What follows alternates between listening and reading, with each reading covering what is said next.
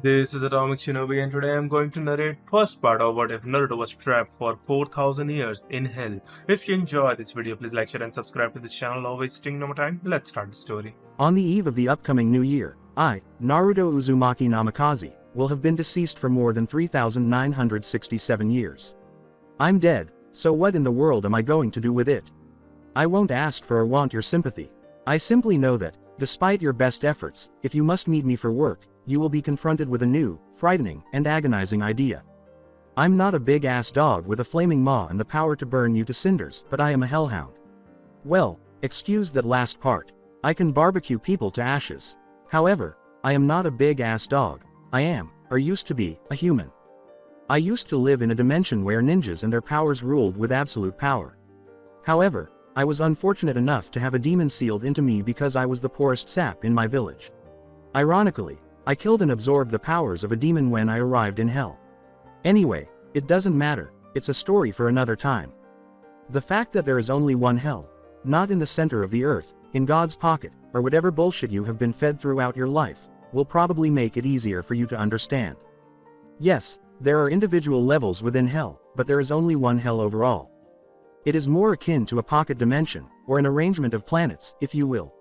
Every time the planets in your solar system line up, a gate opens. It's not a huge, flaming gate from a church with a demon and pitchfork watching over it, but it's a gate nonetheless.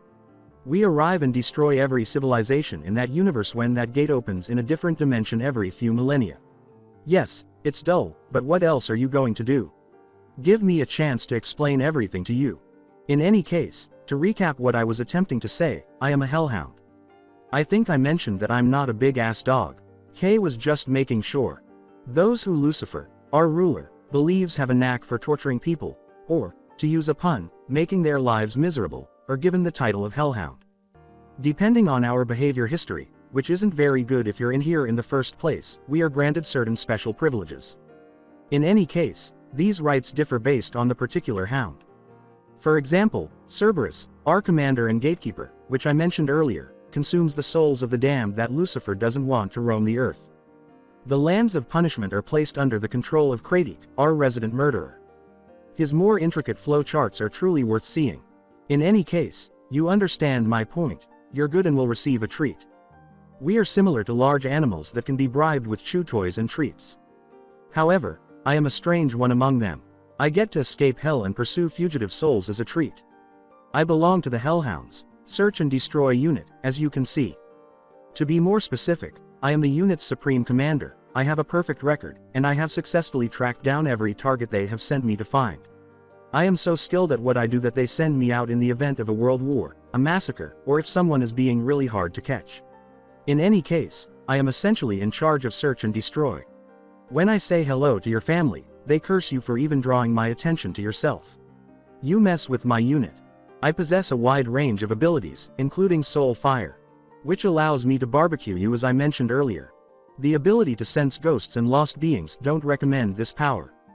The ghosts never shut the hell up. The ability to make weapons appear out of thin air. I can stab you with a spear and then walk behind you and stab you with a flaming dagger.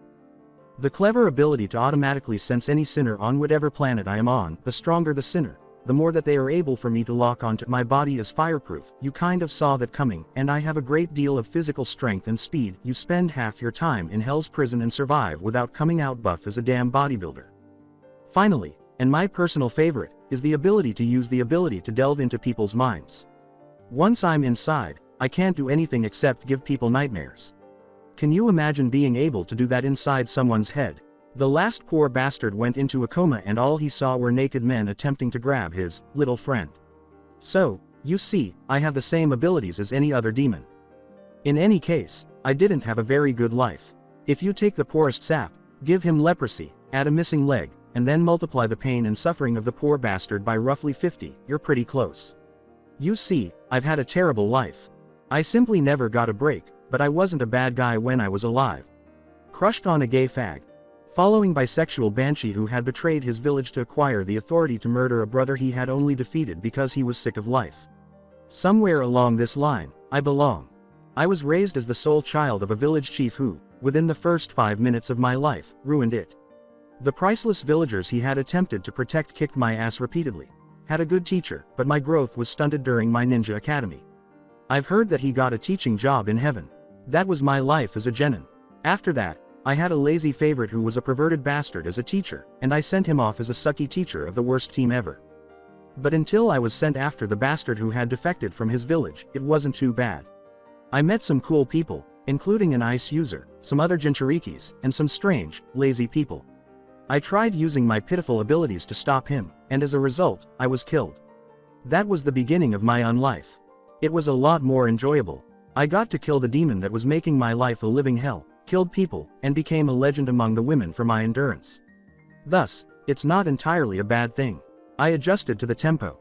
When one universe ended a few centuries ago, we crushed it underfoot as we parted ways, and it was a lot of fun.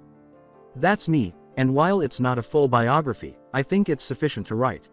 And the one that matters in this situation is mine. You can simply dot off if you don't like it. Anyway, before you meet me, wait, I haven't revealed my appearance. Here's a little bit about you. You could be killed here if you keep running around looking for me. Indeed, people can die in hell. In the time since my actual death, I have, let's see, died about 827,211. After a few occurrences, it doesn't hurt much, but it definitely slows down the rebirthing cycle, especially if they take advantage of your weakness and keep it from you. It took me 36 years to get my act together after getting drunk, especially when some jerk tried to sell it to my group of succubus fans. Still, it was a good weekend. Anyway, here's how I appear. My demon form is registered, but since you just arrived, you are unable to check it up. That's where I'll start. My demon form is a 6-foot, lichen-based creature with moonlight teeth, black armor made of obsidian, blood-red fur, eyes made of ethereal coals, and a battle chain that burns. Thanks, I know. Yeah, badass huh. Since I was born in my human form, I use it more frequently. Note to new souls. It's very difficult and incredibly annoying for those who decide your sentence if you try to alter your human appearance right away. Believe me, I have witnessed it far too frequently. Let's see if anyone is human. Still 6 feet, blonde hair, dark blue ocean, colored eyes, and a deep tan. Keep in mind that fireproof can give you a really nice tan. The longer you're dead, the darker your eyes get, nobody knows why. I dress however I want, while everyone else wears that brimstone-colored security guard-looking thing. I dress in brown Vans, a black belt, and red slacks. I don't wear shirts because they itch my chest. Lucifer's hellhound patch is sewn into the right shoulder of my black leather jacket. To lessen my lichen influence, I have a pocket watch that is encrusted with rubies and silver. I've always been more primal because I've had that demon sealed in me throughout my life. The rubies, hey, you live in hell and the color of blood really grows on you. I wear sunglasses because hell has only one large sun that covers the whole sky, and silver helps weaken the lichen blood because it's about half dominant when I'm in demon form. It also gives me more control at all times. I think it's kind of bright. I have dog tags from when I first joined the Hellhound Squadron, and I kind of have a sentimental thing about telling people that I will give them aged sushi in a blender along with their large and small intestines. People claim that because I wear gloves, I cut off the fingers because it looks better, but in reality, my hands were too large and tore the gloves, fingers off. Black leather still feels wonderful against the skin. The final point is crucial, it's what sets me apart from my squadron friends. I don't carry a wussy revolver like the ones you see on human police officers. I have a Samaritan that is red and black. It is large, powerful, and capable of leveling an entire city block in one shot if I feed it soul fire. With a graveyard etched into the metal and a saying in the grip that is the Hellhound's search and destroy unit creed, it is somewhat ornamental. Those who flee will be apprehended, those who hide will be discovered. Hell's flaming embrace will welcome those who call out for God, while those who fight back will be defeated. We hunt by these rules, and this is our creed. As you can see, my Samaritan is broken apart for easy reloading, and it has a pendant with the Hellhound's patch emblem hanging from it, as well as a silver chain at the bottom of the hand grip. It is capable of firing slugs, hammer rounds, explosive rounds, sealing rounds, and my personal favorite, burst rounds. Regardless of whether a person has body armor or not, they will rip their body to pieces after splitting into about 30 separate pieces. She is my favorite weapon, but as I mentioned, I can make one up in the air if I ever need to practice my other weapon skills. You have to get to know me a little bit there before I leave. I have another assignment from Cerberus, and it has to do with a world where bad guys are causing a lot of trouble. This means that I have to go get something from my house before I can go on another trip. I wonder what this one will be like. He lived in the sector of Hell 9, and Naruto strolled through the alleys of downtown Dis, one of the two capital cities. He observed that the weaker souls, who had not yet acquired the ability to move in the gravity of hell, were in the allies. Naruto could perform a handstand in front of them if he wanted to embarrass them. He came to a halt when he recalled a time when he was exactly the same, save that a monster fox was hunting his ass. While he was still moving, Naruto noticed a big harpy scream down at him at a terrifying rate, at least to those who were sitting on the ground or leaning against the walls. The harpy kept flying at him until it swung his beak and swung forward, only to close around his Samaritan's barrel. The blonde smirked, and the bird's eyes grew wide. As Naruto glanced around, the harpy shook its head, asking, "Do you want me to pull the trigger, little birdie?" He appeared to be thinking about something. At the words, the harpy's eyes nearly burst out of her head. "Well, these people do look hungry. Maybe I should fry you with a burst of my soul fire." She had dived at whom in hell? Her desire for a more sustaining soul had upset what strong creature? Then she saw the insignia on his jacket shoulder. When she realized it, she almost spit herself out. The blonde was tapping his thumb against the revolver's hammer until she finished her last sentence. "Gawk, you were a member of the Hellhound organization. So sorry, your lordship. I apologize for my rashness. Could you find it in your heart to forgive me?" she said. He aimed the gun directly at the temple of the monstrous creature while glancing at the bird woman. When Naruto pulled the trigger, the sound echoed off the walls, making everyone around him cringe. "You're in the wrong place for forgiveness, lady. Should have taken the stairs instead of the escalator if you wanted that. Hopefully you won't come back too soon." Yes, people were affected by his gun. Before turning to face the starving souls, he took a close look at the blood splatter on the headless harpy. "I would eat this bitch pretty quick if I were you. Her flock will be here soon. I would eat with you, but I really don't like the taste of gamey chicken all that much." The souls then fell on the harpy's carcass as Naruto walked away, saluting. He knew that soon enough they would become strong enough to go hunting for their own hell food. To begin with, you simply needed to give them a little encouragement. He grinned, holstered his Samaritan on his left front side, and marched on through the streets, glaring at some of the larger monsters like experts. Then he approached a dilapidated structure and kicked open the doors. Out of the corner of Naruto's eye, he saw goblins and imps pushing equipment carts and carrying papers as the entire hall echoed. "Just a son," he groaned as he leaned in, but he smiled as the two were discussing something. All goblins had the same appearance and bred similarly to rodents, albeit more quickly. He sighed as he made his way to the only room that was still bright, up the stairs and down the hall. In an attempt to open it, he grasped the knob and unlocked it. He knocked because it wouldn't move, but the damn thing was so heavy with silencing orders that he nearly moaned.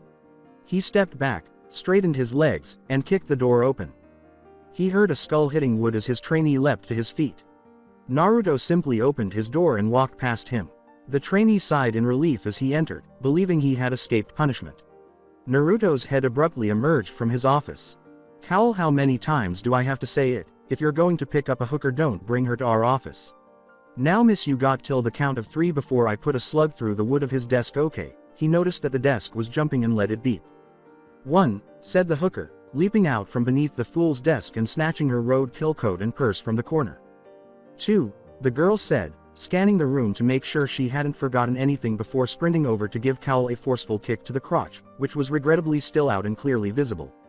The rookie was tending to his bruised happy place when she took off. As she fled through the front doors and vanished in a ring of feathers, Naruto shook his head. The trainee turned pale as Naruto pointed the gun at his crotch and said, 3, Cal, you need to learn, or that, before putting it in its holster, is going to be missing during one of your afternoon naps." As the blonde returned to his office, Cal nodded and saluted Naruto. When he asked Cerberus if he could serve as an apprentice to the Supreme Commander of the Search and Destroy unit, most people thought he was crazy. However, he claimed that he could handle it, and the fact that he knew the commander was a plus for the girls. He nodded as he found a mission for his mentor in the paperwork. When he saw all the morning paperwork that needed to be completed before the boss arrived, he was on the verge of giving up. As he started to fill out forms as quickly as possible, he made the decision to tell him later. Naruto closed his eyes as he sat in his office. He had a restless night's sleep. His memory was assaulted once more by visions of his living life. Considering his condition, he didn't need this. The blonde hellhound suffered from severe narcolepsy. So far along that the blonde could never sleep properly unless he was on one of his assignments to the human worlds, because the sun never sets in hell, and he was always awake as long as there was light. He slept in an obsidian obelisk because he was awake when light slipped beneath the door and he closed his eyes. Its properties killed any light within about 20 meters, and it was the only thing that no one would find strange. But when demons dreamed, it was awful. They were particularly sucky because they were directly tapped into his consciousness, which had been in contact with the fox. This gave the bastard the opportunity to purposefully breach his mental defenses. At the life-size poster of an armed angel on his wall next to his door, he made a shuriken out of black summon metal and hurled it at it. He snarled as the shuriken vanished in a cloud of black smoke and another materialized in his hand. His door opened and Cal came in just as he was about to toss another. Naruto nodded as a bowie knife materialized in his hands and he threw it directly between the angel's eyes. "Sir, you have a mission. It's a routine search and destroy to a world we have just come across. We usually ignore it as it has a high concentration of holy alignment, but the target is of very pressing importance, and you have been asked to bring him back." Cal whistled at his mentor's flawless precision and accuracy.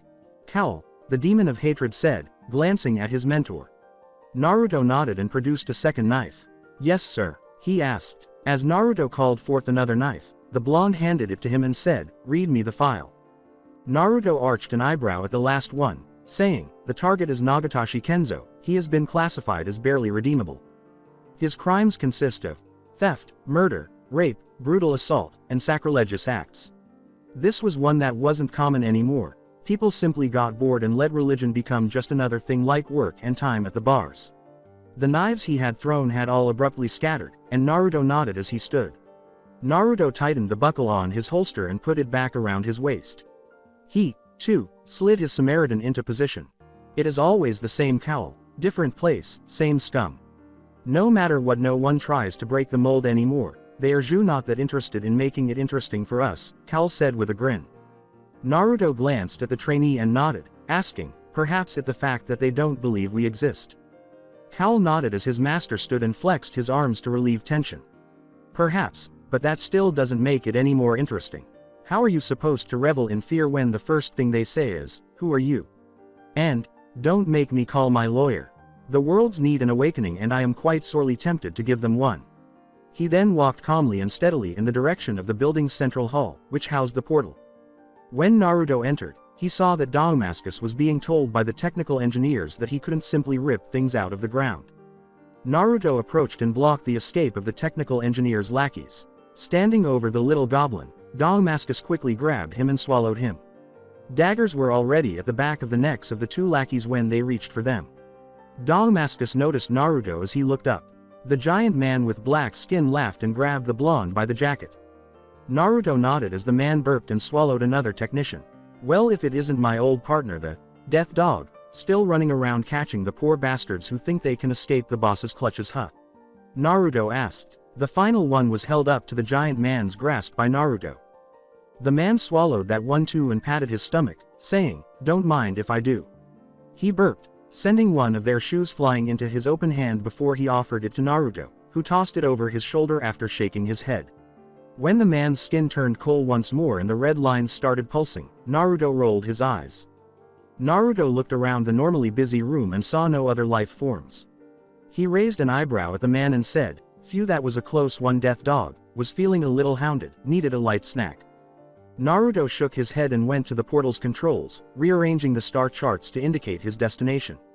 "I was hungry, damn it," he exclaimed, whistling. Damascus glanced over his shoulder.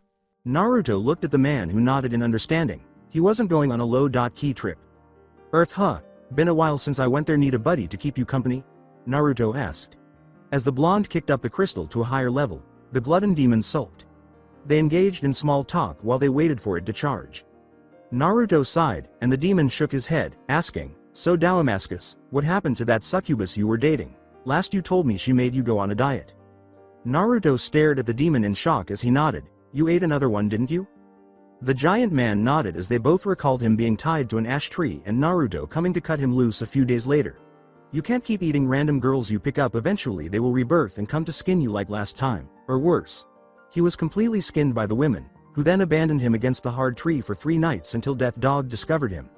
The blonde crossed his arms and stared at the ground while he simply shook his head. As lightning started to crackle behind them, the glutton demon looked up and nodded, considering the possibilities. You could find a regenerator. Think about it, you could eat the girl and she wouldn't get mad because she has to lose it anyway. Naruto sighed as he shouted for him to think about it over the thunder, and they turned to see the energy level at its maximum. As his friend entered the portal, the fellow demon nodded. The man then made a hand gesture, but the blonde shook him. The man then gave him the finger, which caused him to smile and take a deep breath. Damascus shouted at him, "Come on, death dog, nice big one for all the kids who aren't scared of the world yet." Naruto then threw back his head, allowing a small portion of his transformation to be revealed. HHHHHHWWWOHHHHHH. A large lichen call reverberated throughout the room, sending a chill down the glutton demon's spine. Why couldn't his lackeys do that when they went on missions with his squadron? That was intimidation. As he left to get a snack, the demon called out, "Ladies and demons, Death Dog has left the building." California's Jump City. There were groups of activity all over the city. They passed through restaurants, entered and exited movie theaters, and simply left the now closing shopping centers. The city was a shining beacon of joy. The city was completely at peace, which was a welcome change given the regular attacks by insane people and superpowered villains. For the people who lived there, one location was a huge hive of happiness. Titan's Tower was this location. The city had long been under the protection of the Titans. Although each of them had a specific purpose, they discovered that working together, they could provide the city with better services. Robin, the boy wonder, was in charge of the team. The Dark Knight's first apprentice and the most perceptive. He was exceptionally skilled with his many tools and in staff combat. He was dressed in a nearly impenetrable yellow and black cape and wore red and green tights. He had a domino mask over his eyes.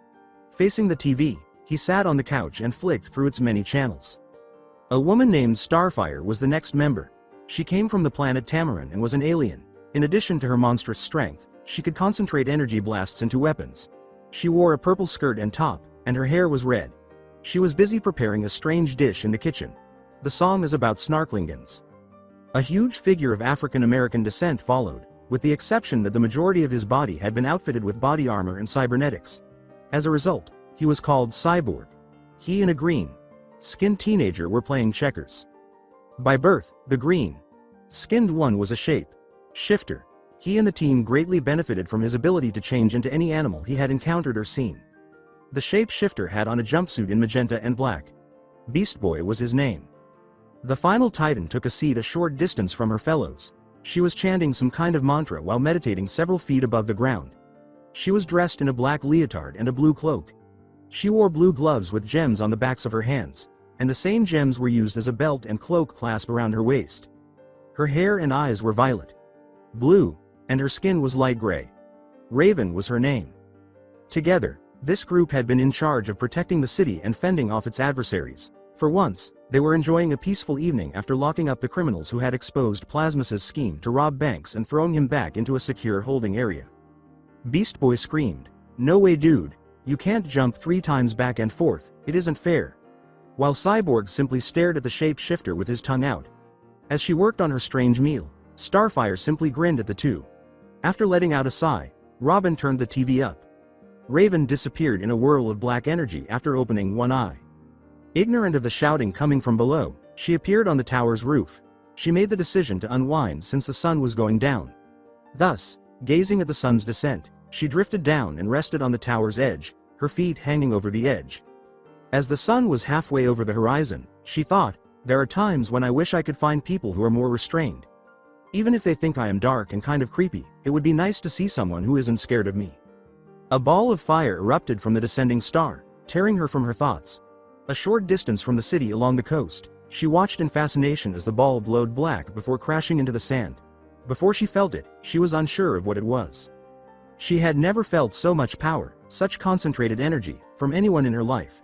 It emerged from this source as though it were producing more simply by remaining motionless. She went back downstairs to announce that she was going to go meditate in the forest after deciding that she needed to identify this source. The location of the black fire crash. Naruto took a seat in the clearing where he had landed. All around him were felled trees and ruined boulders, some of which were still smoking from the brief burst of soulfire he had used to break them for his landing. He assumed the endless expanse of blackness he saw through the trees was water. God, it had been nearly 2 centuries since he had last seen water. There was no water in hell, he reflected. Instead, it was teeming with soul rivers, vast stretches of severed souls that spanned all 9 sectors and sat in limbo. However, no water because of its extremely unpleasant purification properties. Most demons were content to never see it again in their lifetimes. Another exception to this rule was Naruto. He was immune to its eternal sting because his living body had fallen into the water where it had died and had never been recovered. On his runs through human worlds, he even swam a little bit and never got bored of the sensation, which he had embraced because of his intimate relationship with his inner demon. All of this was forgotten by Naruto as he made his way through the trees, putting some of the bigger ones aside with one hand. When he came to the edge of what must have been an ocean, he stopped because it essentially delayed the purification process as much as any holy water he had ever encountered. With a deep sigh, he inhaled the scent of salt. Since he had 3 months to find that man's soul and he was anything but slow, it wouldn't be too bad to go for a quick swim. Having made up his mind, he took off his jacket, shoes, socks, and gun belt. He also rolled up the legs of his slacks and dove into the water, slicing through its resistance like a knife through fresh flesh. Raven had shown up at the scene of the collision while this was going on with our blonde hellhound. Like radiation to living things, she sensed the tremendous energy radiating from this location. Now she was certain it was demonic energy. The only issue was that she had never encountered a demon with this much energy. It dwarfed her father's, having actually taken the lives of numerous small animals and trees. The more she searched, the more she feared and wondered what she might find. When she heard splashing coming from a distance, her curiosity got the better of her, and she went to investigate. As she made her way through the fallen trees and reached the tree line, she took care to keep quiet. She noticed a huge piece of driftwood next to a pair of shoes and a leather jacket. Who in the right mind would be out here when the water is near 10 below? She asked, perplexed. A figure emerged from the water to answer her question. He stood about 6 feet tall. He paddled lazily back, his blonde hair sticking to his head. He was tanned, which accounted for his ability to blend in with the shadows. Like one of those grapplers she saw Beast Boy and Cyborg wagering on every Saturday, he was also muscular. He got back up and started walking in the direction of the beach. Raven reddened as his concentration improved. She was correct about his hair, muscles, and tan. He appeared to be dressed in a pair of slacks that were either dark red or burgundy or crimson. As he flexed his hands, she noticed that the fingerless gloves covering his hands seemed to tighten in place. When he arrived at the beach, he turned around and sighed as he hit the hard, packed sand like a warm bed. With another sigh, he reached into his jacket and took out a watch that glowed suddenly brightly. He then snapped it shut, took off his goggles, and tossed them on top of his jacket. In an attempt to get a better look at his face, Raven stepped on a twig and instantly struck the dirt, which bounced back with a loud snap. With a curse, she glanced up over the fallen tree to check for his presence. No, he was drinking from a metal flask that he had just taken out of his jacket. As he lay down and closed his eyes, he popped his neck. Raven used this as an opportunity to move forward and get a better view of him. As soon as her portal dropped her off, Naruto sensed the presence and became tense. He wanted to enjoy this brief moment alone, so he had been swimming without seeing her, and he was certain that the girl watching him didn't find it dull either. Until she got close enough for him to reach out and grab, he could hear her taking slow steps. However, he restrained himself and let her carry on with her activities, relishing the darkness. The blonde's face caught Raven's attention as he stood aside. As she stared at him, she did her best not to look at a tomato. His features were very equal, with a serene expression on a face that typically had a gloomy frown on it. 3 cuts, one on each side, marred his cheeks, kind of like whiskers, she thought as she came to her conclusion. She was goggling him, and he was hot, and neither of them seemed to mind. She smiled and shook her head enthusiastically as she experienced her inner joy. She smiled as she stroked his face with the back of her hand, not realizing what she was doing. Naruto shuddered slightly as he leaned into the pet. That was a great feeling, it was unfair. As she continued to caress his face, he pulled himself together and opened his eyes, making the girl look into them and him look into hers. Raven noticed how lifeless the blonde's eyes were. It was intriguing not because of the color but because of the way that blue made them look as though they had been dragged out of a seawater spray. But unlike a normal person's eyes, there was no warmth or light reflection. They simply appeared, as though they were too exhausted to display anything other than what he had seen from others. The fact that she could read all of this from the boy's eyes alone was heartbreaking. When Naruto gazed into Raven's eyes, he saw beauty without considering what lay beneath them. He had never seen anything like those amethyst orbs in his life or in his death. When they were together, they were nearly identical, but the injustice of his home tore them away from him, and she appeared to intentionally distance herself. The two kept staring at one another until an owl hooted to break the hush. With a cautious expression of impending danger, Naruto rolled back onto his hands and knees and faced her. This prompted Raven to resume her initial task of determining the power's origin and came to the realization that she was staring directly at it. The power came from this boy, but he only appeared to be about her age. Furthermore, she was aware that this world was ruled by 3 larger demon lords, one of whom was her father, and that no demons ever entered it logically. Although he didn't resemble the boy she had read about, he appeared to be a demon lord in his own right. Naruto made the decision to depart while the sorceress considered this. His figure appeared to be in line with the arcane arts, and he had already had someone see his face. With a level of unreadable survival instinct that comes only from being hunted, Naruto leapt to the right. To stop him, Raven raised a wall of black energy, but he leapt over it and landed beside his equipment. He had his goggles on, his shoes fastened, and his jacket and gunbelt in his hands by the time she had dropped the previous wall of energy. Raven attempted to send another wall of energy to grab hold of him, but he slid past it and went on past her, simply looking into each other's eyes. She was soon unable to even notice his abilities since he appeared to be able to cloak them with the life force of objects around him. He then transformed his slide into a roll and stopped on his feet where he launched off, turning into a dot in the distance. Something gleaming caught Raven's eye, and she simply shook her head and pulled up her hood. A ruby and silver pocket watch was visible when she picked it up and brushed the sand off of it. When he finds out he doesn't have this, he will definitely come looking for me. Maybe I won't be so hurried next time, she thought as she fastened it to a belt loop and vanished in a puddle of dark energy. In the city. Soon after, Naruto was on the streets of the city, jumping into the throng of people in the hopes that their vitality would be sufficient to cover up his own. He moved swiftly through the crowds on his way to the docks, which were the city's less populated areas. He resisted the impulse to steal a low-riding, black, foreign sports car that appeared to be pleading with him to take it from its owner and instead waited for cars to pass on the street. He turned down the next less lit alley after realizing that his plan to move among the people on the ground would require far more patience than he had initially anticipated. Before using some extremely foul language, Naruto paused and took a deep breath in an attempt to lock on to his target. I'll need to locate a tall spot away from people to get a better lock on this guy because this place is radiating with rebounds of the sinful. As Naruto grasped a steel pipe beside a brick building and let his nails grow longer and blacker, he thought, might as well kill 2 birds with 1 stone. He heard a knife snap open behind him as he started to climb the pipe. Naruto turned around and saw the pathetic person attempting to defend a demon of his rank and caliber. Drop any money you got and I won't gut you. It was a teenager. What was wrong with the world's youth, gods? 2 more boys were smirking at him as he glanced to the side. He noticed the boys trembling when he turned to face him. He made the connection between the two. The boy was sufficiently frightened by his growl to drop the knife. He snarled, "Get lost," as the boy in front of him and the younger one next to him fled, while the oldest one simply shook his head. "Now look what you did. You scared away my new trainees. With the Titans running things with the police, do you know how hard it is to do things the way I want it? I hope you got money to pay for it, or you might not live to see tomorrow morning." The individual laughed as he pulled a lead pipe out of his coat. Naruto looked at the man as if he didn't give a damn. Rather, he took the man by the collar and raised him into the air. No longer able to touch the ground, the man started to whimper.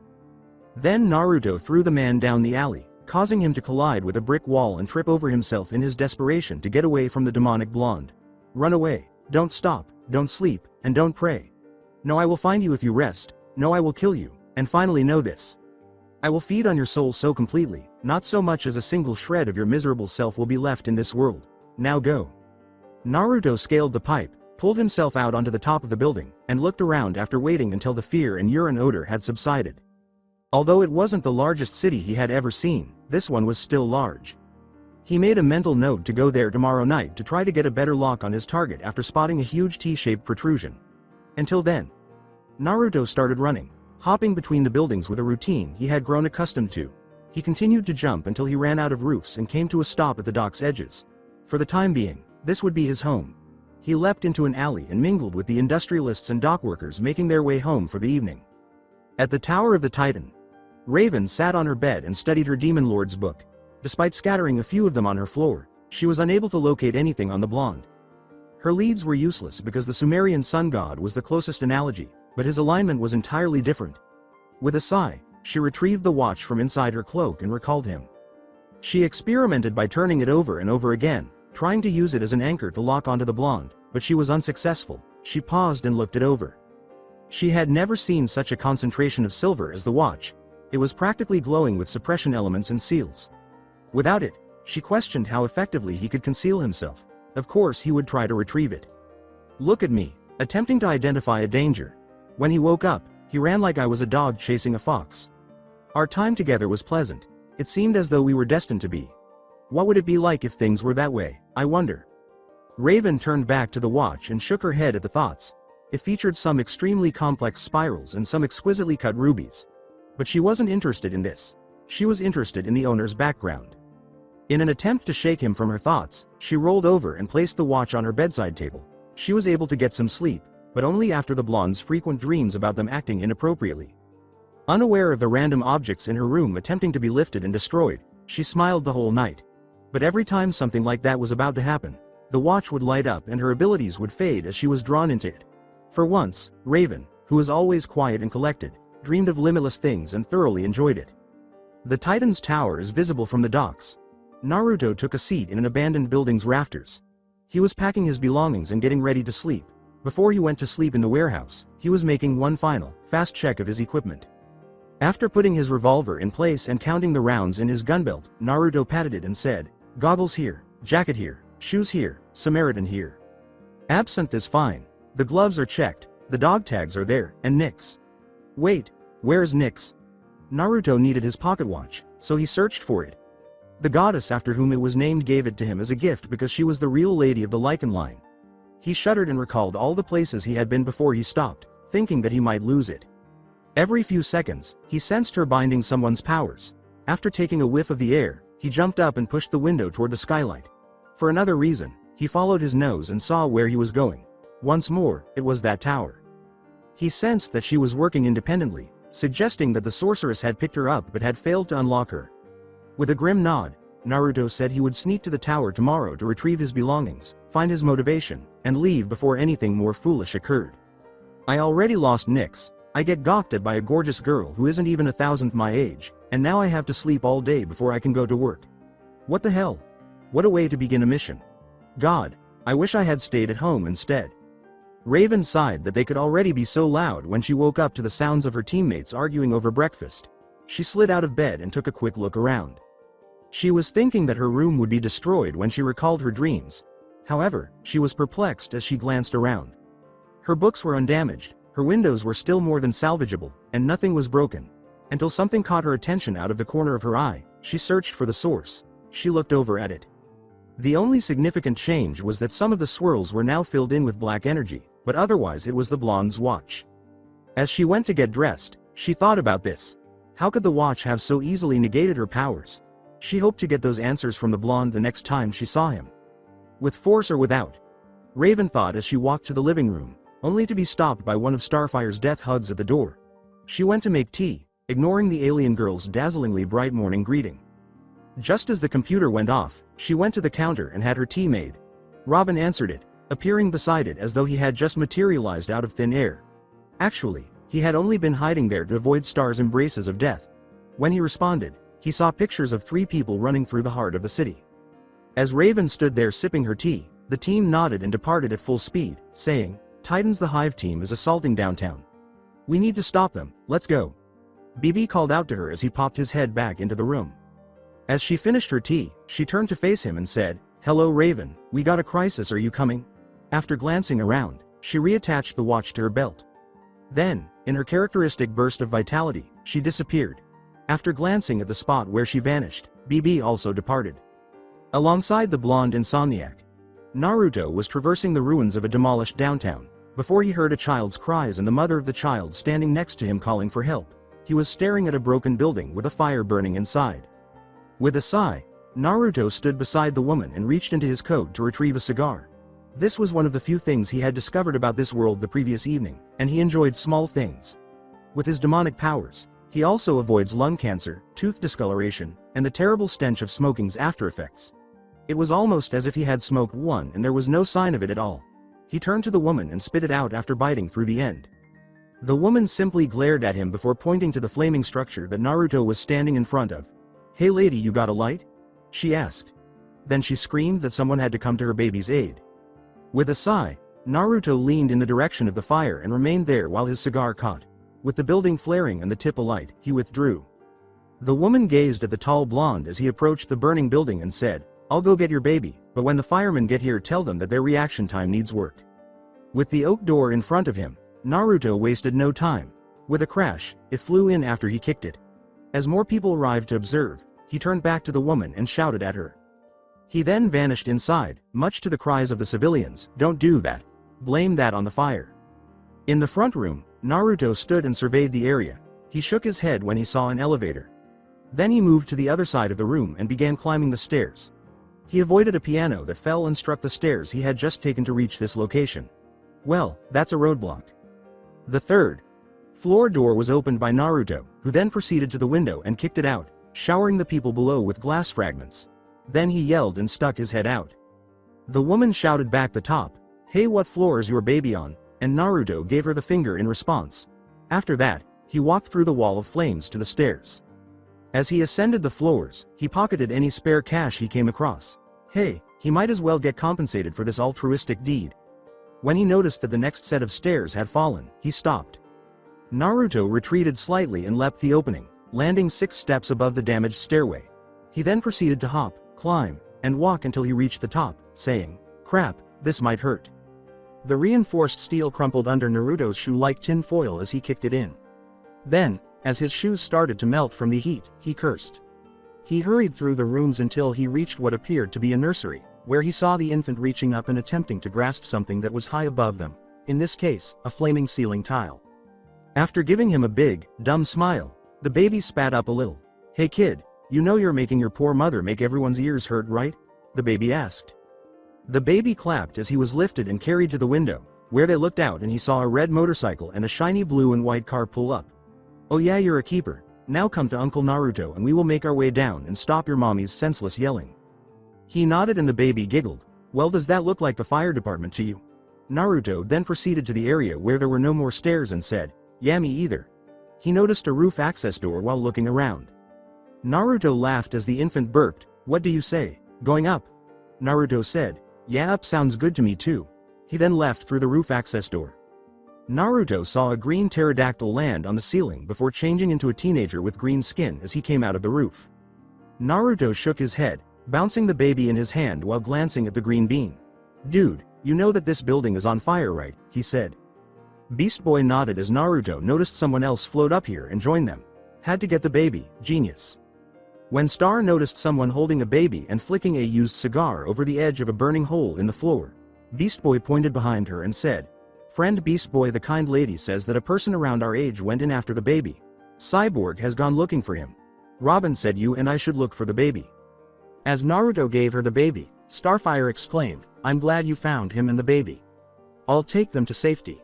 Tell your friend Robin." Then, as Naruto watched the green one converse with someone on some kind of communicator, she flew to the ground. With a shrug, Naruto sat down against the brick and found himself immediately beside Beast Boy. The green one shouted, "All right, ready to go down?" Naruto shrugged and moved to the edge, where he peered down and saw the sorceress holding up the building with her magic. He shook his head and turned back to Beast Boy before leaping into the center of the flaming structure before Beast Boy could stop him. When Beast Boy heard Robin inform him of the building's failing state, he was about to leap and seize him.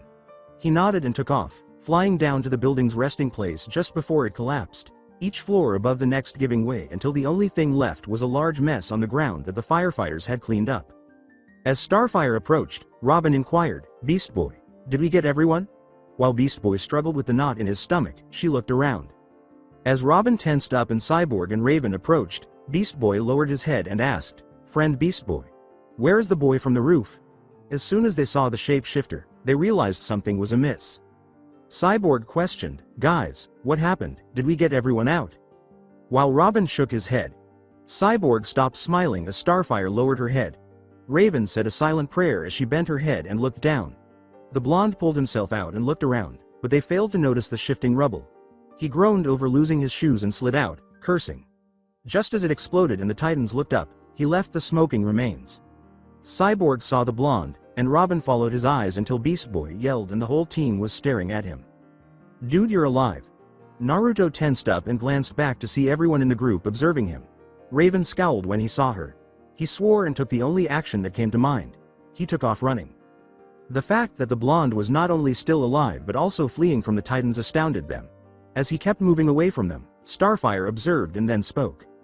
Robin shook his head, realizing that there were two possible reasons why someone would run. Is this some magical run of healing that allows him to move like that? Should we join him? Either they were guilty or they were afraid. The team rallied as Cyborg and Robin pursued their respective vehicles while Starfire, Beast Boy, and Raven flew into the air. Titans, get that guy. We need to ask him some questions. They were closing in on him as they pursued him, and Naruto glanced over his shoulder. He accelerated his pace, forcing more and more demonic energy into his legs. Regretfully, this only made them move more quickly. Cyborg kept trying to catch up to the blonde figure while keeping an eye on his speedometer. He had just crossed the 100 mark, and judging by the blonde's appearance, he could go much faster. Cyborg grinned and depressed the pedal more forcefully.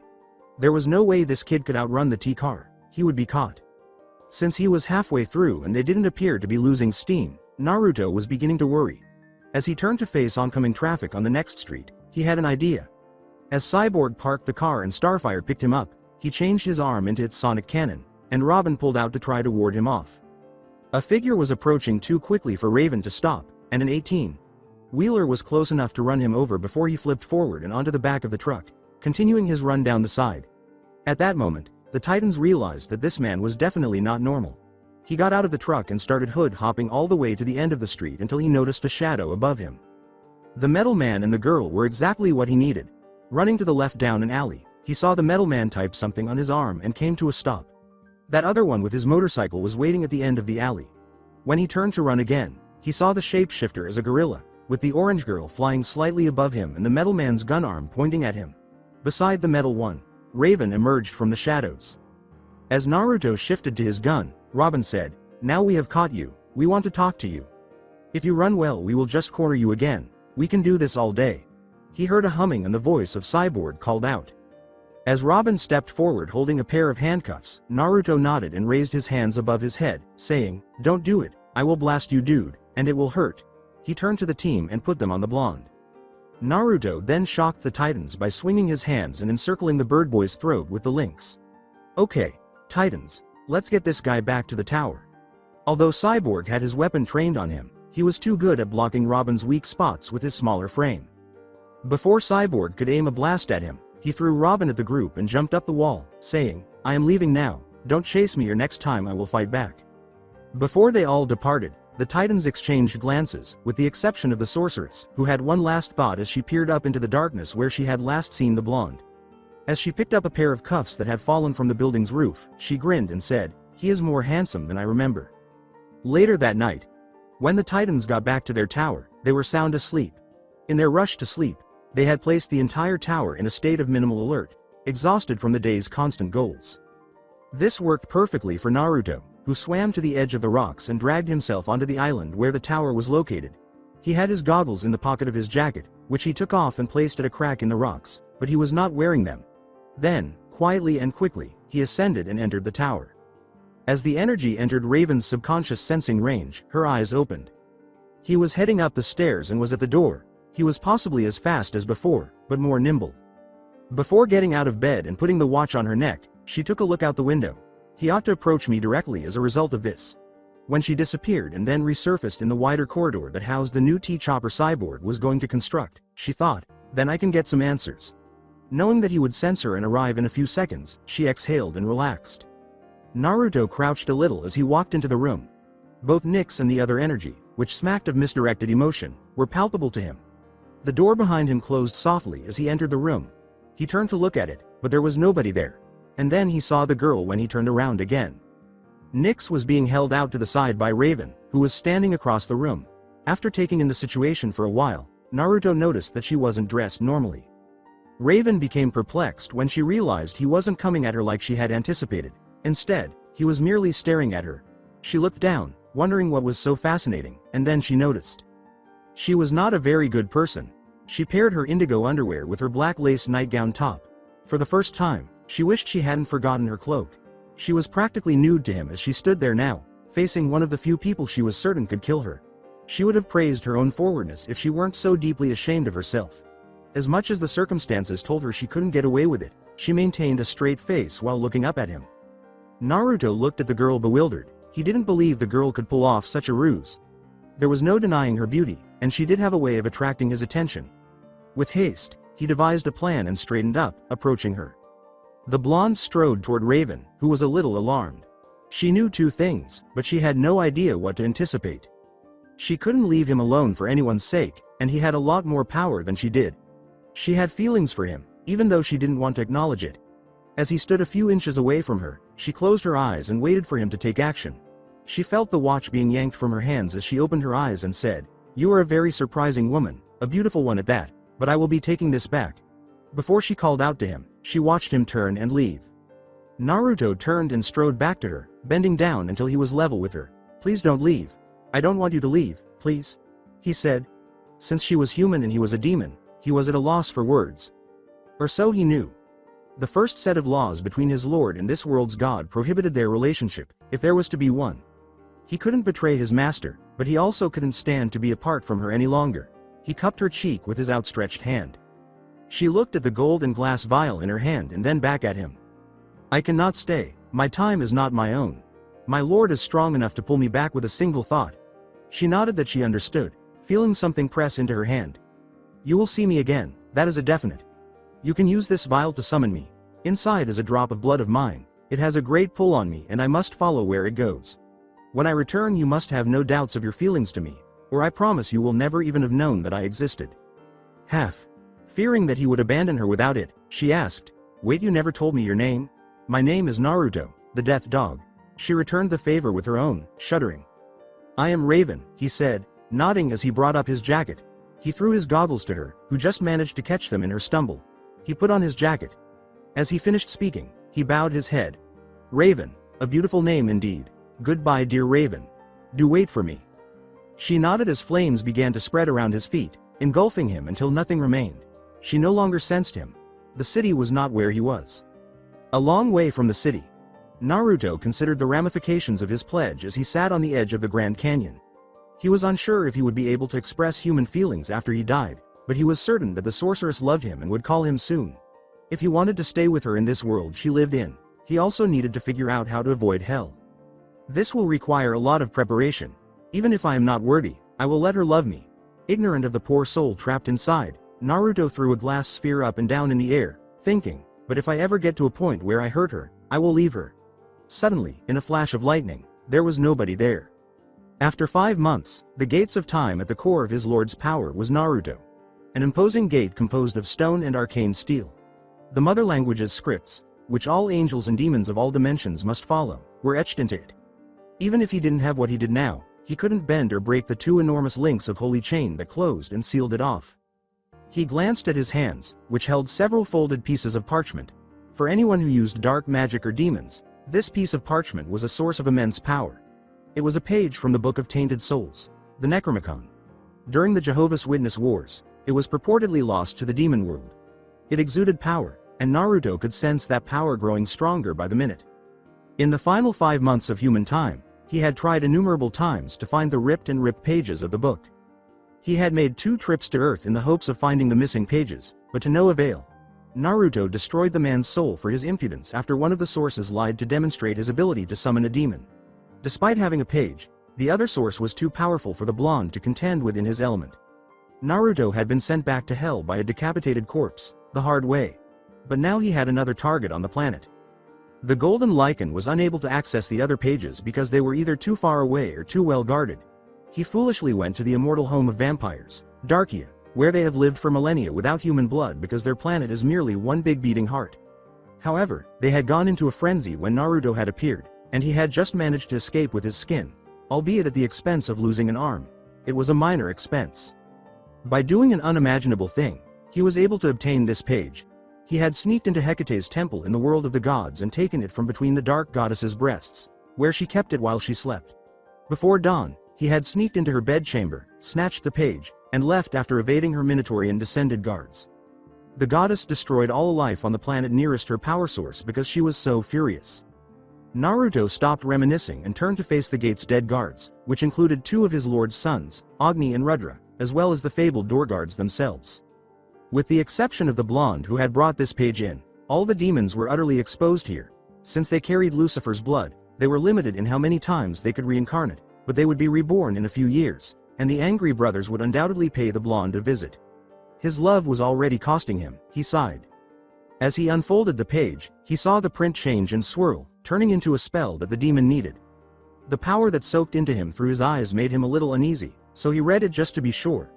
The page was starting to blend and become a part of him. He had to move quickly.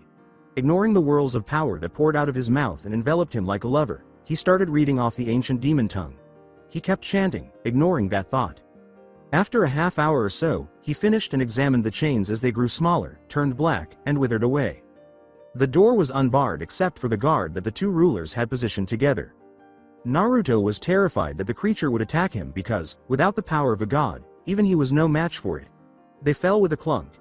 He unlocked it with the swords of the fallen guards and braced himself as he pushed the doors open. A black surge of concentrated energy erupted from the gate and smashed in front of him, sending the blonde reeling and rolling back from the impact, and he realized he had erred. Every god, angel, demon, and soul dreaded the Omega, the Ender, which stood in front of the Hellhound commander. According to what Naruto had read about the species, he was a big one, and nothing he had read had particularly enlightening him spiritually. The Omegas were a race that was as old as his lord and the gods.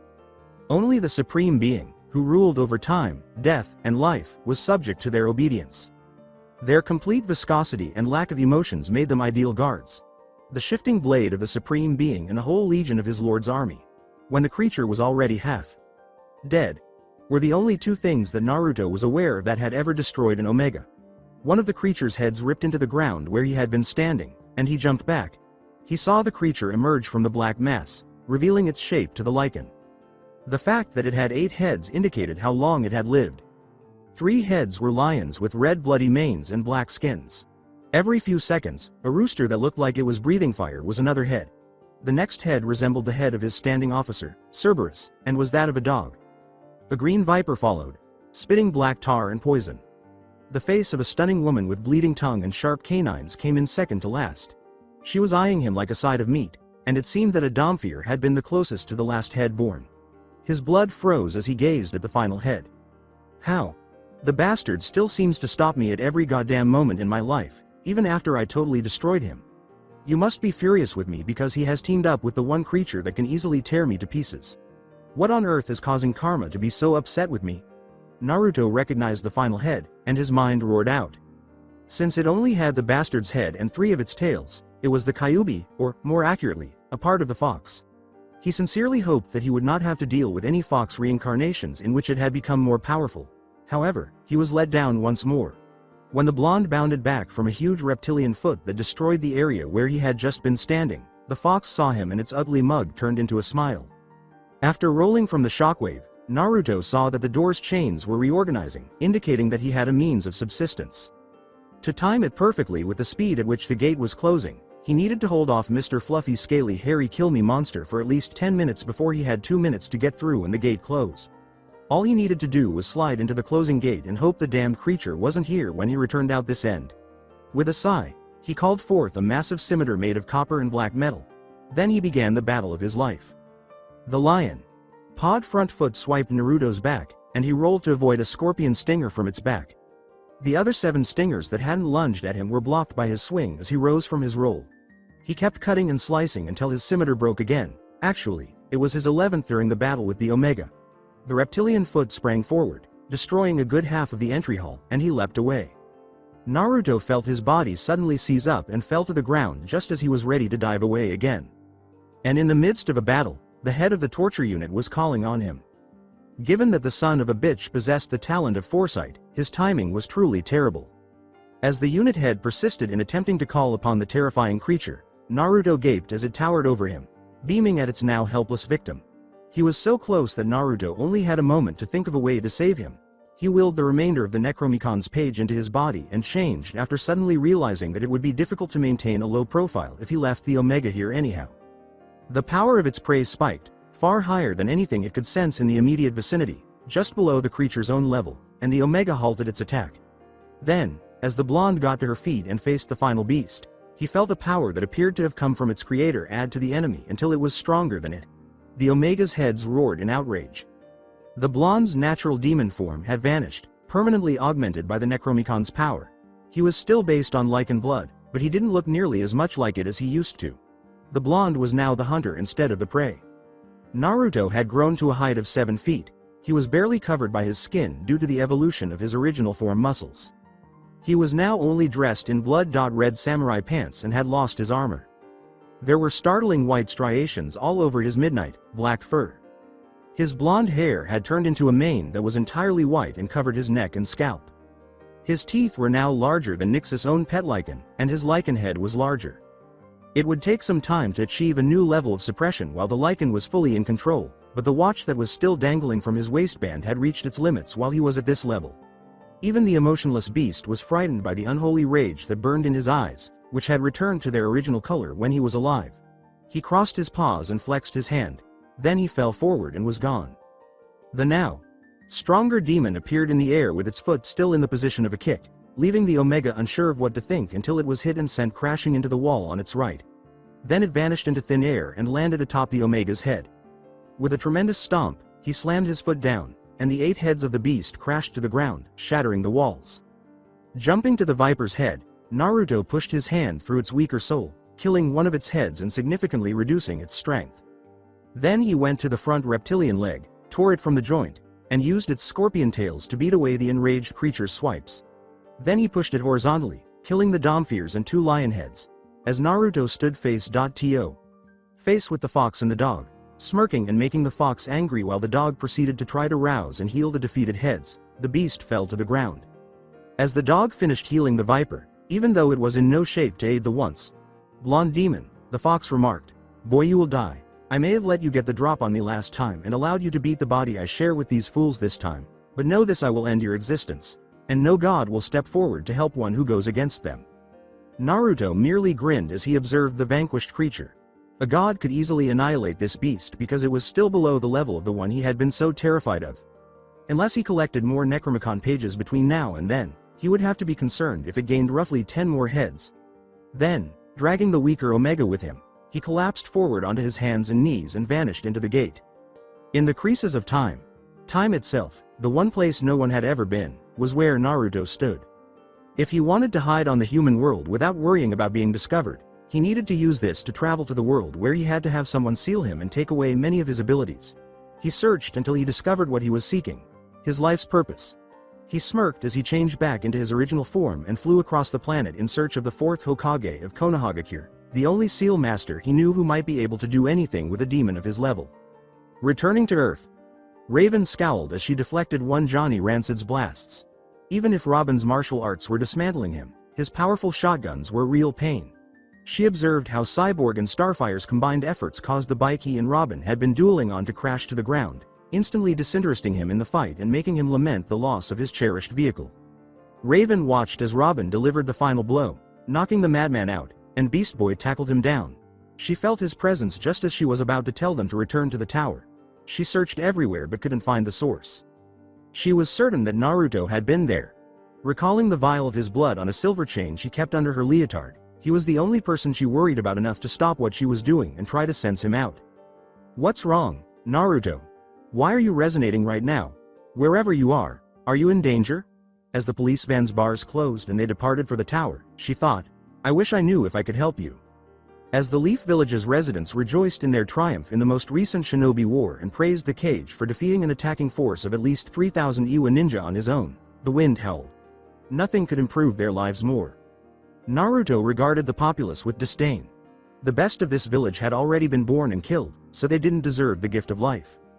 This place would be better off as a smoking crater because the only good ones had not even been born yet. He gazed at the orange and red fire that consumed his hands. So simple, one little flick with my hand and this village would be gone in a nuclear firestorm, he thought as he glanced at his hand. Nobody would get away, and if they did, I could erase them from the map, making it seem as though the old me had never been born in a village. It's time for me to get what I came for, so maybe I should remember this or at least consider crippling the foolish Cage before I depart. Naruto straightened up and exhaled before disappearing in what most people would assume was an elite Shushin belonging to a fire chakra master. He had a scroll that was worth a quick look. In the village, Minato Namikaze was enjoying the joy of a nation recently free of conflict as he strolled through his village. Behind him, his sensei grinned as well, taking in his star pupil's most recent triumph. He was overjoyed when the village council promoted him to Kage earlier this afternoon. One of his long-held dreams had finally come true. He would marry the woman of his dreams and become the legal father of his unborn child tomorrow. From this point on, his life would undoubtedly be perfect. 7 blocks behind them, on top of a building, was a figure that neither of the high-ranking ninjas saw.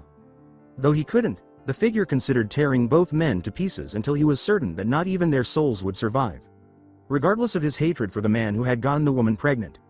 Unaware of the person who had spotted him and the Anbu contingent that was now pursuing him, he shrugged and leapt to the tower. They intended to kill him because they believed he was an assassin after their recently appointed Kage. After reaching the tower's roof and slipping through one of the windows, Naruto used blows to the neck to render 2 Chunin unconscious before proceeding to the scroll room. The soon.to.bex. Hellhound was taken aback by something he saw as he turned the final corner of the room. In his path was a group of Anbu with guns, their ninjatus drawn and prepared for combat. It appeared that Naruto would make his mark on this world's history books, so he grinned. Only he could have wiped out an entire group of fully armed Anbu and painted the corridor with their blood. He grinned as he used his powers to pull a broadsword in the European style out of the air. The blonde's new weapon was gulped down by the Anbu. It was entirely unlike anything they had ever seen. The blade was double-sided and at least 4 feet long. They wanted to disable the assailant right away and investigate this smokeless unsealing ability, but with a sudden ching, every Anbu went to their knees and exploded in a shower of blood, soaking the blonde who was just standing there. Minato tensed when he realized that the chakra string he had installed in the tower had been broken. He shuddered as he reached out to verify the signature using his sensei's ability. Nothing about it was natural. The Hokage felt sick to his stomach as it filled the air with energy, but it still smelled like a corpse all the way from here. He turned to face his sensei, who nodded before disappearing in duel. Leaf Shushins determined to apprehend the robber. When he discovered what he was looking for, he grinned and said, "Mokuton, Sacred Seal of the Heavens Mandate, 12 Great Spirits Sealing Technique." Naruto grinned at the Shodem's greatest seal, the only one that no one else was aware of, the seal that gave him the ability to weaken the Biju, though he later developed a more well-known and frequently used one that wasn't as expensive.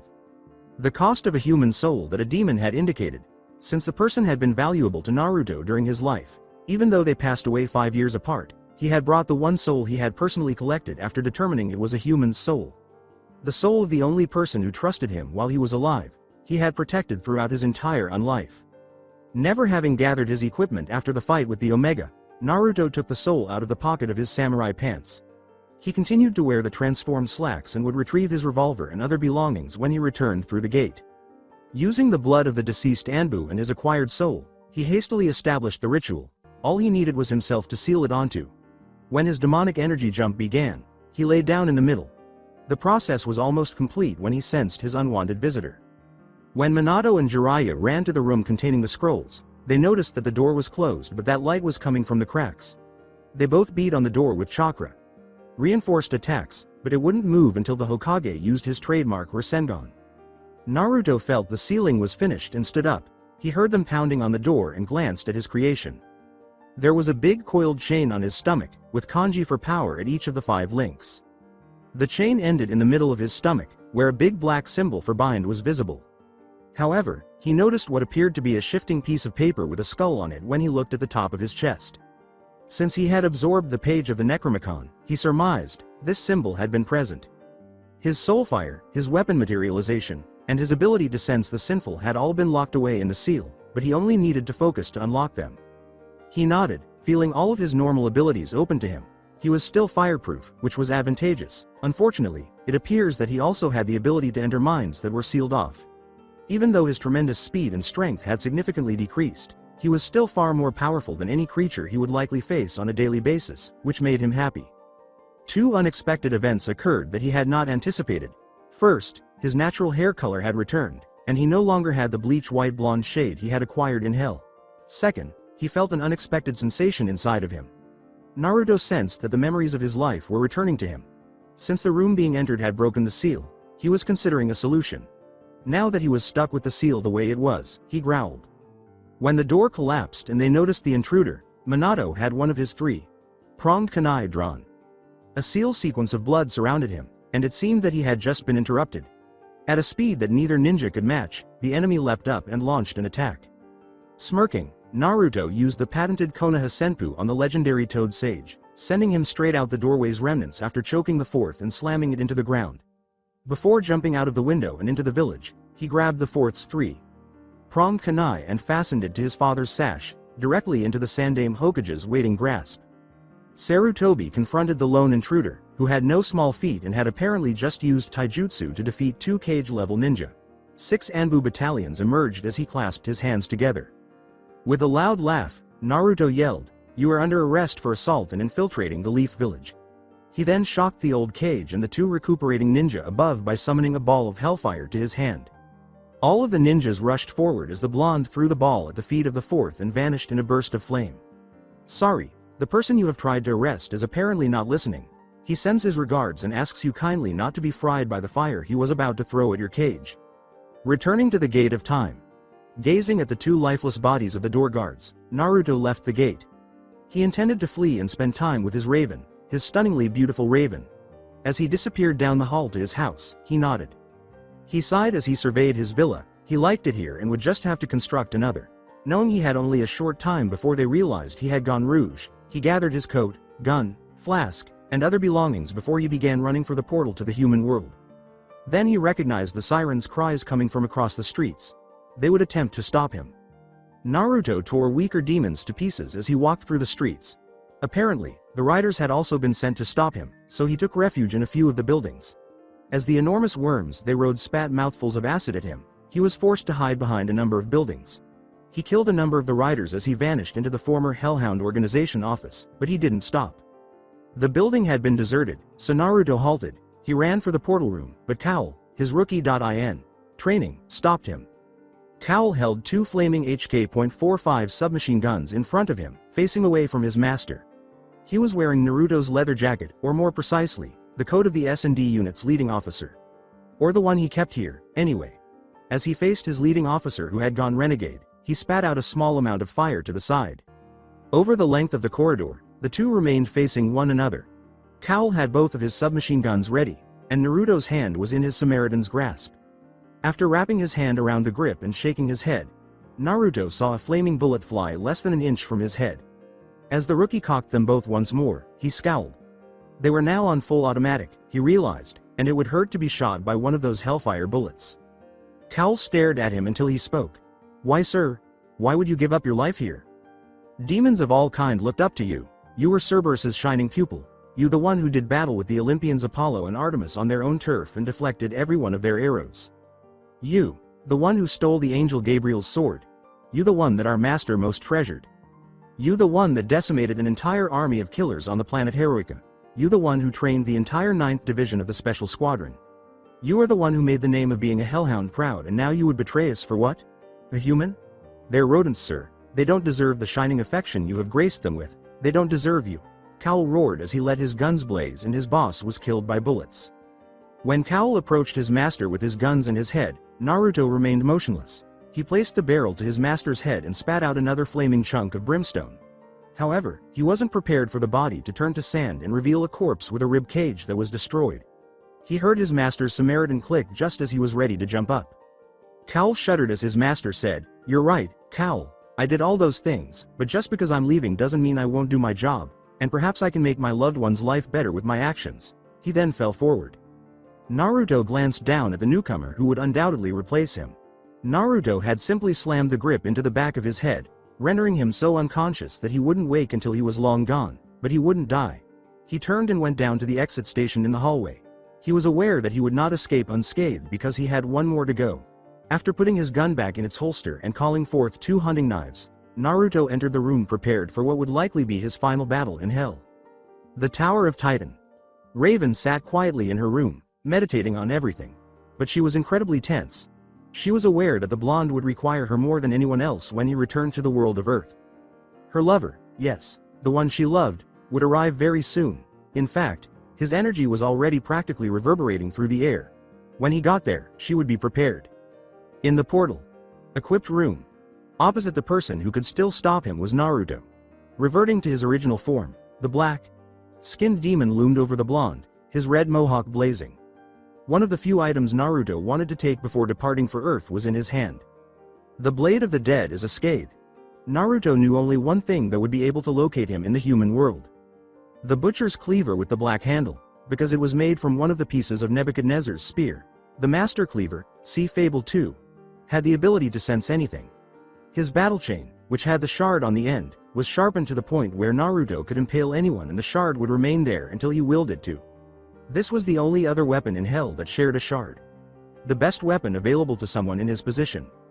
With a somber expression, Damascus stood before him. He had no desire to engage in combat with Death Dog, as the two had experienced nearly every significant conflict in history together. In fact, it was they who changed the course of the Second World War by eliminating a few key Central Powers commanders. He let out a sigh, recalling Cerberus's commands. You must kill the traitor and leave nothing behind for his body to grow back from. He recalled nodding in agreement with the directives and wondering who the unfortunate son of a bitch was until an image of Death Dog emerging from the gate of time appeared. You will cut him so completely that even all of the world's great healers could not find and put him back together again. Since then, he had not spoken to anyone. Naruto spun both of his blades into a more relaxed position and nodded, saying, You won't get past me, old friend, I always was the strongest of us. He grimly said, glancing at his friend. The giant glutton shook his head as he charged Naruto and head-butted him, sending him skidding along the ground in excruciating pain. You won't stop me, dog. I have no intention of living my own life here anymore. I have found someone to spend eternity with, and I will follow her through Master's fire if she wishes. He fell silent as Naruto leapt to his feet and held his blades in front of him. Perhaps that will cause you to reconsider this, dog. You are no match for me. I was permitted to feast on the River of Souls to get ready for your arrival. You are no match right now. Shaking his head, Damascus swung his cleaver and watched as it sliced through Dog's knives as if they were paper. Then, knocking the cleaver out of his hands and slamming a fist into his face, Naruto tackled him, sending them both crashing into a wall. The glutton looked at Dog and shook his head. He had changed. He was motivated by emotion, which he hadn't experienced in years. He stood up and put the blonde in a crushing headlock after tackling him to the ground. You always were the soft one, Dog. You never could throw away your emotions fully. Now they have made you weak, something you didn't need when facing me. Naruto slammed the big guy against the wall in an attempt to free himself, but his hold was as firm as ever. More cracks were created when Naruto bucked forward and slammed the black demon headfirst into a stone wall. The giant was smacked away like a tiny fly after he tackled him and put him in a bull's throat hold. In response, he kicked his fellow demon in the head, which triggered the machine. After charging at his erstwhile ally, Naruto had a hack removed from his chest. That Daoi caught his attention, had reached to the wall and taken his cleaver. He swung once more, but Naruto slid beneath him and kicked the bigger of the two into the air, where he loomed above him and struck the glutton's head twice with an overhand motion, sending him to the ground. The blonde was blinded by the stinging pain of his own purely demonic blood in his eyes and cursed until he felt something pierce his chest after the glutton immediately got back up and left a large cut on his face. He saw through the blood that his friend had pushed his arm through him after turning it into a spike. Before the cleaver sliced around the spike and the blonde fell to the ground in agony, missing his large and small intestine, he could feel his demon healing trying to stop it. As he started to eat his friend's removed internal organs, Damascus snorted at the smaller demon.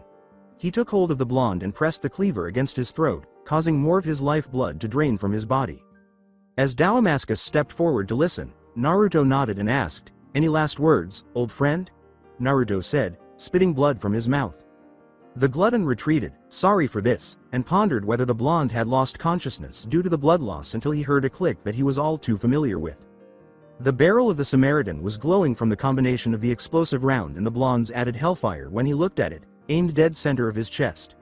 Boom! That cunning little son of a bit.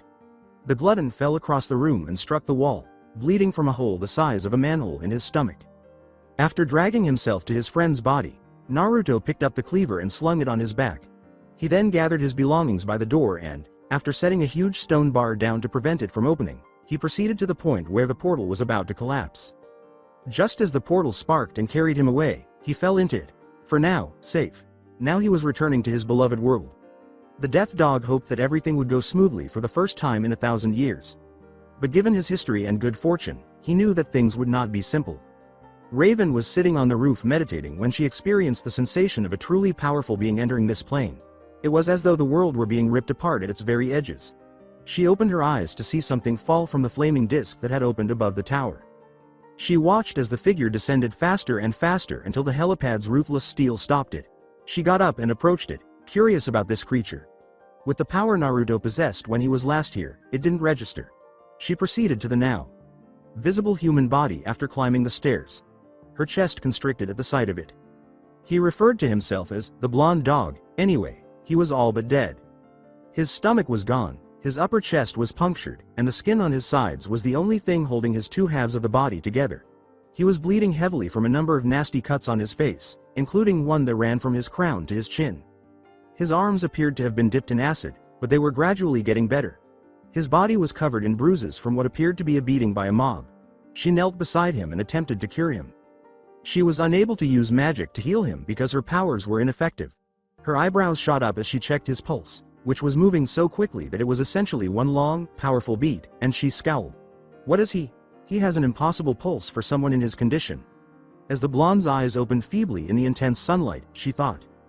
He called out, "Raven?" As though his voice had been shattered. She leaned closer and nodded.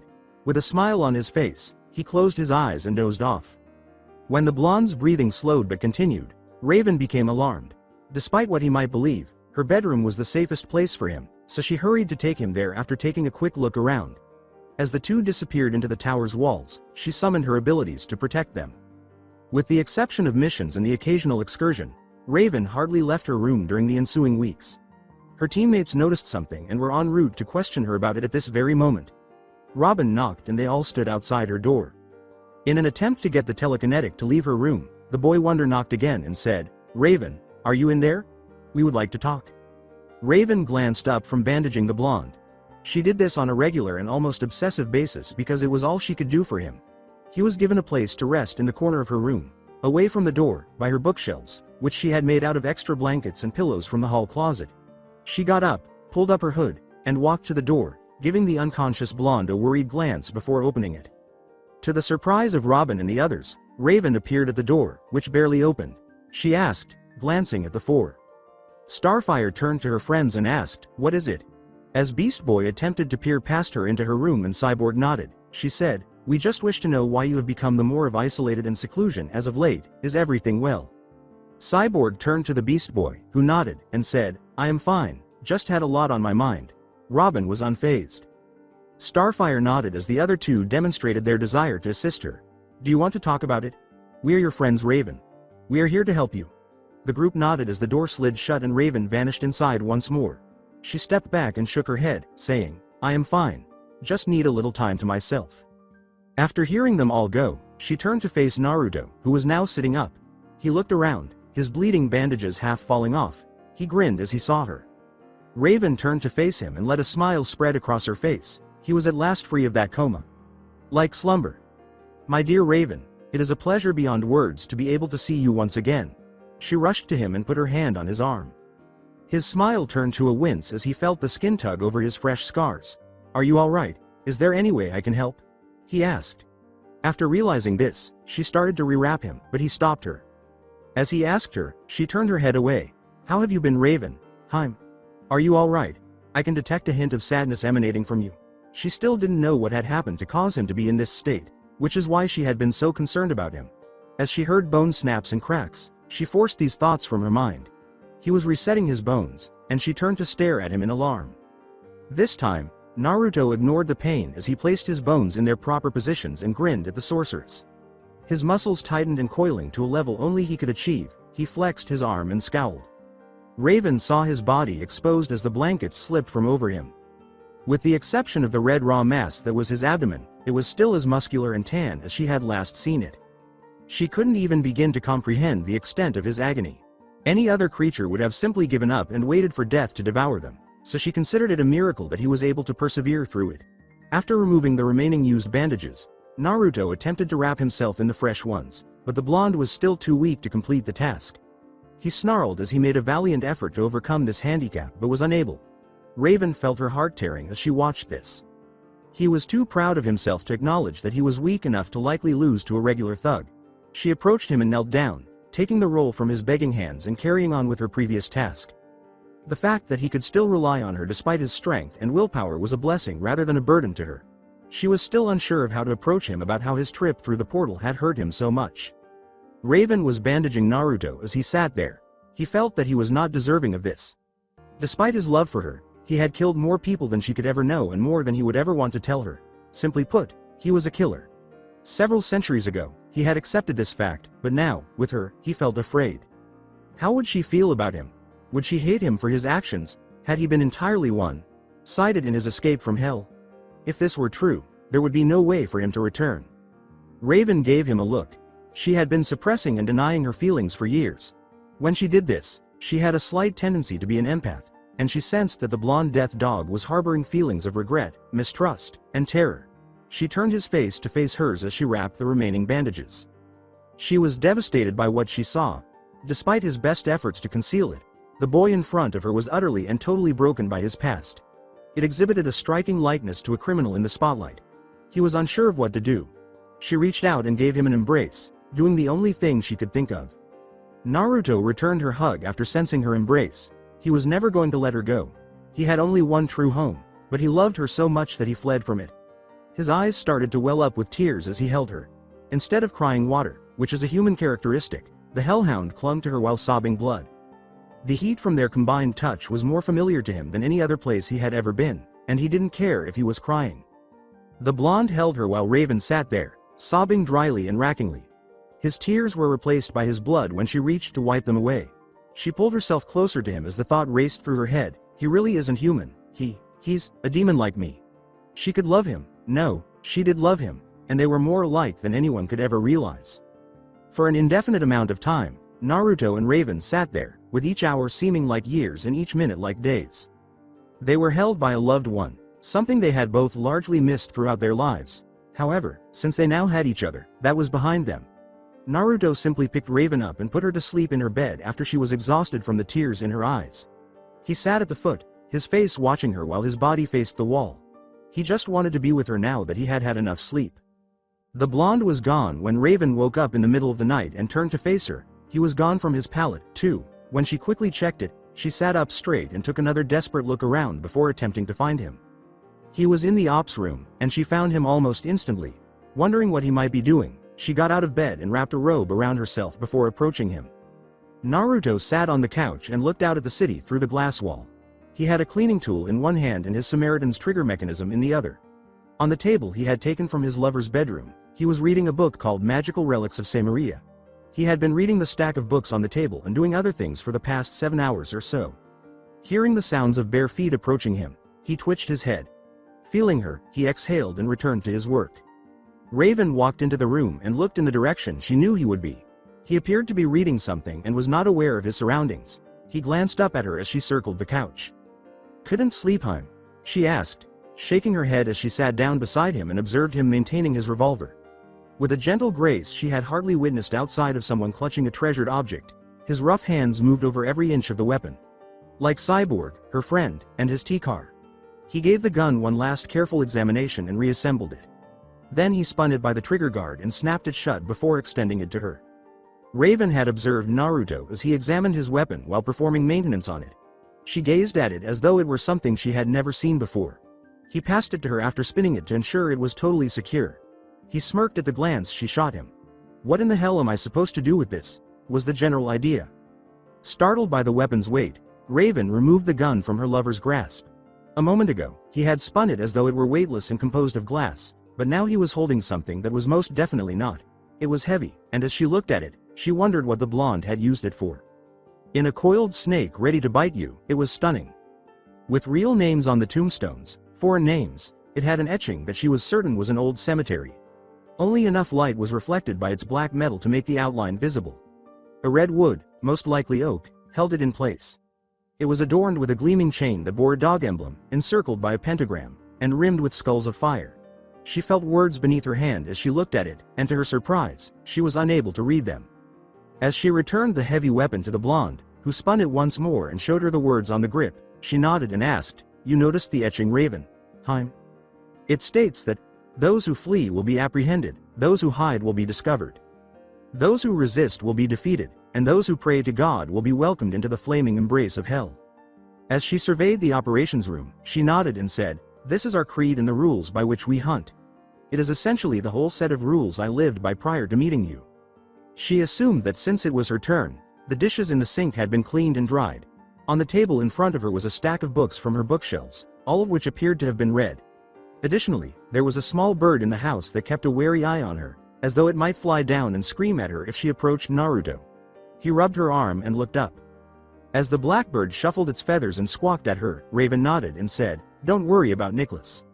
He is just rarely trusting of people. He has been my familiar for about 300 years after I saved his soul from the witch Thagan. He usually stays at my villa, but I am guessing he followed me when I made my escape. He has been looking over every aspect of the tower while I was doing these small chores for us, and your friends. Oh, please don't try to anger him. He is the only friend I have left from my old home." When he finished speaking, Raven gave him a startled look. They had emerged in cause. As he finished the book and placed it on top of the others, he nodded and asked, "You speak bird?" He shrugged his shoulders at her. "The people of this world used to do it all the time a long time ago. I am not perfect, but I picked up enough to hold a conversation. I can speak practically every language in this world, and you also probably guessed that there isn't a written dialect that you own that I can't read. It comes with having learned the celestial script, the dialect every language was based off, and every dialect some subspecies of." Raven was taken aback by the blonde. He had the ability to learn almost anything at any time, from any dimension. Whoa, that was a surprising bit of information. It's one of those skills that no one would ever exchange for anything else. Raven grinned to herself as she switched the conversation from English to Russian. "He is just as smart as me, maybe even smarter, but I will never admit it." Naruto moved with ease, as though anticipating it. Consequently, she made numerous changes: Mongolian, German, Sumerian, and, to her utter surprise, Azerothian. Naruto simply smiled at her, telling her that he was too skilled at this to be defeated. That damn bird sounded like it was laughing when she huffed. As he put his weapon in his pack and wrapped it in an oilcloth, she gave up. She felt her face heat up as he turned to face her. She was sitting in the operations room, wearing a heavy robe and her underwear, facing a person whose distracted stare could set off her hormones at the slightest provocation. She wished they had spent more time together, but she wasn't really opposed to what they could accomplish together.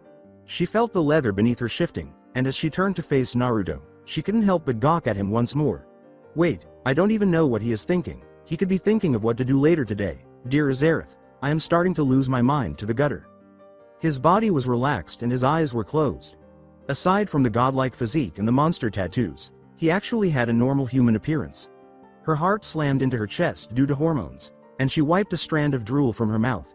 After giving her a quick glance, he reached out, grasped her hand, and drew her onto his lap. Before he started massaging her shoulders, Raven pondered what he could be doing. The moment she lost control of her abilities, they were attracted to him and then vanished. The fact that she was so happy made it impossible for this to have happened without her knowledge. As his hands moved to the point where her shoulders and neck met and started to rub more deeply, she groaned. It was so fun that she could cry. She started to plead with him to stop, but he stopped by himself and appeared to be having a disagreement with that damned bird of his. Naruto was about to turn the bird into a shower of feathers because the bird was ignoring him when he told Nicholas that they needed some alone time. However, Raven sat up and stood up in front of him. Even though this was confusing to him, he looked up at her and mentally noted that he should try to make her relax more around him because he could negate her powers. He sat there, watching the kitchen clock as she walked away. With a sigh, Naruto picked up the stack of books in one hand and followed her, Nicholas flying down and perching on his shoulder while remarking that he had no backbone. 6:50 Guess it time for me to go into her room, and not come back out till she lets me. The small bird immediately flew back and pecked Naruto's ear after he flicked it against the wall. The bird made some very intriguing references to the blonde's lover's nether regions, and Naruto called it an asshole. After that, Naruto cursed the fact that he would reincarnate in a few hours and proceeded to barbecue the bird with sparks. He was now plagued by visions of Raven dressed in leather, pointing a cat of 9 tails at him whenever he misbehaved. He went into her room and lay down on his pallet, intending to sleep and ignore the day until Raven had had enough rest. "There will be no living with the bird after this," he said. Raven simply gave the blonde a strange look and dismissed it. He wasn't thinking anything negative, was he? As Naruto sat in the freezing mud, reloading his Springfield rifle, he heard the familiar sounds of popping gunfire as the wind whipped through the trenches. He glanced to his right and saw his friend Leonardo collapse into the foul smelling mud, blood oozing from the wound caused by the enemy bullet beneath his helmet. After reloading his rifle, Naruto swore and got to his feet, firing round after round into the oncoming foes. eliminating a soldier with each shot until his rifle let go of its final shell and he heard the dreadful sound of an empty chamber. With far greater accuracy and skill than the young child could have ever possessed, Naruto threw the gun away and picked up his dead allies. When Naruto's ammunition for this one ran out, he took a grenade from his harness and threw it into the charging force. The earth, shaking boom and loud cries of pain informed him that the explosive had done its job. He pulled out his 9mm and started shooting at the soldiers that emerged over the trench's edge, aiming each bullet precisely above their nose and beneath their brow, which is the weakest area of the human skull. They were gradually feeling more proud and upbeat about having such a well-known soldier on their side to defend their country, but Naruto was unaware that almost every soldier on his side who had ever been in the trenches was watching him. Before the mortars crashed down on them, they fought back with more vigor, gradually driving the enemy back. Both sides' soldiers screamed as the explosives baked them and sent them hurtling through the air. Every soldier was frantically attempting to flee the death that was descending from the sky. They saw that the blue-eyed, blonde soldier was not surrendering as they backed off. The soldiers saw as the unfortunate man broke his nose and fell to the ground after running out of ammunition for his pistol and throwing it at an attacking soldier. The blonde plunged into the gathering forces after drawing his knife. As they watched the blonde strike with more deadly grace and fierce power with the blade than any of the projectile weapons he had been using, many of them felt sick to their stomachs. With perfect accuracy, he stabbed, gutted, and sliced down every man until a bullet splintered the blade from the handle in midair, leaving the blonde without a weapon. The troops bowed their heads, certain that the blonde man would now perish. But when he leapt at the nearest enemy soldier and drove the broken blade into the man's eye socket, he disproved their theories. The soldiers were knocked to the ground as he threw the man at them. After that, he started working with his hands. Despite the bullets and blood gushing from his blue uniform, he continued to stand, punching, choking, palm thrusting, and twisting necks. He was unstoppable. After that, everything turned white, and the soldiers lost all further memory. Play Coldplay's Viva la Vida. Naruto strolled through the farmland where his allies had made their final stand following the battle. His shaved head looked somewhat like a corpse's due to the gaunt expression it held, and his face was covered in oil and blood. His boots had been removed and turned into throwing weapons, leaving his bare feet to walk on the ground, and his clothing was torn to shreds. When he reached the spot where he had begun the fight, he stopped and looked down into the trench. His enemy soldiers were still moving around, and all of his allies had also died. As the blonde stood and made his way to the now baked earth of mortar blasts that had once been wheat fields, he drew the pistol he had taken from a dead man a short while ago without hesitation. The flash of the gun's barrel illuminated the night, and more bodies fell to join the innumerable dead. Walking through the charred fields, Naruto ran his bare hands through the export, which was now covered in ash. He was too exhausted to continue living on this planet for much longer because he had failed, innumerable soldiers had perished, and the land behind him was on fire from the invading force. After crossing the line and moving slowly to the outcropping where the enemy snipers were supposed to be stationed, he stopped 4 feet away and bowed his head, staring directly into the eyes of a concealed sniper. 6 bullets pierced the blue-eyed soldier's head from various angles, and a second later his body fell to the dirt. As he hit the ground, he was still alive and cursed that he appeared to approach the rookie snipers directly because neither their 6 shots nor their combined efforts were enough to kill him. As he lay there, he fed the ground he had worked so hard to protect over the past few days, blood streaming from his head and body. Then he closed his eyes and accepted the cold, awaiting grasp of death. In the real world, a low yell reverberated through the shadowed space. As one of the residents jumped up in bed, the strange and dark decor of the room seemed larger than life, and the spade-shaped throwing knives appeared almost unconsciously in his tense hand. He scanned the room with an attention to detail that was beyond human comprehension. His eyes were flashing back to their original blue color from a less empty black void. When Naruto realized there were no enemies in the room, he exhaled deeply. He glanced at the bed on the other side of the room, where the other occupant was sleeping. Raven didn't appear to notice him or his somber memories. She was still sleeping with her back to the wall, muttering something about fire and demons born of flame, when he let the blades fall to the floor with a clatter. As Naruto heard it, his eyes softened. He got up and went to her sleeping quarters. She relaxed and released a lot of tension when he sat down next to her and put a hand on her shoulder while his thumb circled the skin on her neck. As if to ward off the nightmares, he sighed and pulled the covers tighter around her. Naruto stared at her sleeping face without moving. He was amazed at her beauty and the length of time he had been without her. He leaned down to give her a hug and a cheek kiss, causing her to sigh deeply while she slept. After that, Naruto got up and left the room. He had no intention of sleeping any longer tonight. Raven heard her door was shut and opened her eyes. The kiss had awakened her, and she had felt it.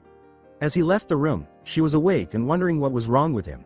He appeared to have experienced a nightmare, but it seemed to have shook him more than any other nightmare she had witnessed during their time together. She put on her cloak and rode in a shadow transport after his signature. Naruto sat on the tower's roof and gazed out at the pitch black water. He was hit by another memory attack.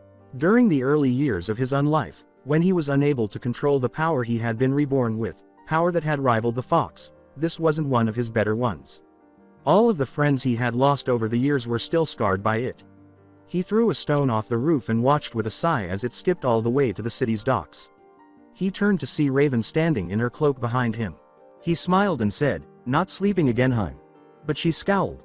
When she sat down beside him, his smile disappeared. He didn't like the look she gave him. She reached out to touch his face, but his hand rose and completely covered hers. "I should be asking you that. This is the 9th night in a row that you had to wake up and get away from your bed. What is it that keeps doing this to you? Why won't you let me know?" she said. She noticed that he didn't want to tell her when she looked at him. In response, she gave him a shoulder hug and kept him near her. He was much easier to cuddle with, like a plush toy, even though he was a head taller. She merely held him and explained that they needed to share secrets in order to be together. After Naruto shook his head, Raven tightened his grip on him. Though his heart was always encircled by hellfire, he heard her whisper something that made it freeze. He felt his insides shrivel somewhat when she whispered, "Do you not love me enough to trust me, Naruto?" There was no other way to get him to speak to her, but Raven knew that this was a low blow for her and that when she meditated, her other personas would give her the reprimand of her life. "Heim, of course I do. It is just that, it isn't the most pleasant memories in the world," he said sheepishly. He looked down at her, and she looked back at him. Naruto's eyes hardened as he nodded, and Raven felt a little scared of what she had gotten herself into. "You tell me everything you have ever done, and I will still hold on to you. Besides, it doesn't seem fair that I think you're ready to learn about my past, if you won't tell me yours." She nodded as she allowed him to walk behind her and put his arms around her. They remained there while they watched the sun rise. "Okay, Heim, I will tell you everything later. For now, just let me hold you." Both of them were aware that later that day, they would be disclosing a part of themselves that neither would otherwise unless absolutely necessary. Later on in the day, Raven stood outside of Naruto's room, while Naruto sat in a circle inside. He didn't want to do this because the last time people witnessed his emotional outbursts, it had sparked a night terror outbreak in the planet Gokandei's 4th providence. Even though he was aware that Raven had incredibly strong mental defenses, he was still going to intervene in order to remove the memories when she was unable to bear them any longer. Naruto examined her spell circle while Raven looked on. She wasn't sure if she should be grateful or angry that he didn't believe in her skills. As she completed the preparations, she shook that from her mind. While sitting in a meditative position, she started chanting, "Azereth Metrion Zinthos Archaea Insilium Corvison." The spell was working so far, and Naruto leaned forward as he felt darkness creep into the corners of his vision. It ought to lead them both directly to the core of his memory and his mind. Inside the hellhound's head, Raven looked around, startled. The majority of the minds she had encountered were like tiny corridors with numerous doors leading to distinct mental functions. Naruto's was, to put it mildly, unique. It was a downward spiral staircase with doors spaced about a foot apart. Since it was the ideal defense against those attempting to interfere, their names were written in a language of the celestial beings. As she reached for the nearest door, Naruto grabbed her by the hood and pulled her back, nearly impaling her with multiple spears from the door's edges. Raven nodded at the ruined stone where she was standing and said, "Heim, you are here to look at my memories as to learn more about me. It would be best not to go to doors you don't know what lays behind." She was drawn to Naruto when he called out to her. As they started to walk toward the center, she nodded and said, "Since you're already in my mind, and we both really don't want to go into yours and get jumped by your emotions, why don't you tell me about your past?" Raven filled Naruto in on everything. Trigon, Azereth, her mother, his gem curse, and the devastation of her homeworld. As they proceeded deeper into his mind, nothing was omitted, and as they did so, the decorations changed to those of older and more sophisticated civilizations. Naruto paid attention to everything she said and mentally recorded it. Making human portals for other entities was not unheard of. He had done so to a number of them, but never with the intention of destroying them. Her story touched him until she mentioned her father and how her homeworld had been destroyed. Sweat trickled down the nape of his neck. Yes, he did remember some of the last memories of her homeworld. In response to Trigon's call for assistance in destroying Azereth, he absorbed the souls of half of the planet's population while Trigon took the other half. Soon after gaining the ability to absorb souls, he lost it, but not before he contributed to the devastation of her home planet. In order to keep his cooperation in the matter a secret, he had prohibited all of his subordinates from aiding Trigon in his escape from the dimension in which he was imprisoned. He now realized that he had assisted a demon who had granted him a great deal of power in demolishing the house where his true love lived. Karma is a really nasty, angry bitch, he thought. Raven saw Naruto stiffen when her homeworld was brought up, but she dismissed it, claiming that he had been there before they met and that he had not assisted in its destruction. A tarnished purple door turned the stairs into a stone slide, and they both stopped. Naruto turned to face her and gestured for her to enter. She heaved with all her strength after nodding and opening the door. The interior was shocking. It contained two enormous spheres that were so large that it was difficult to compare them to anything.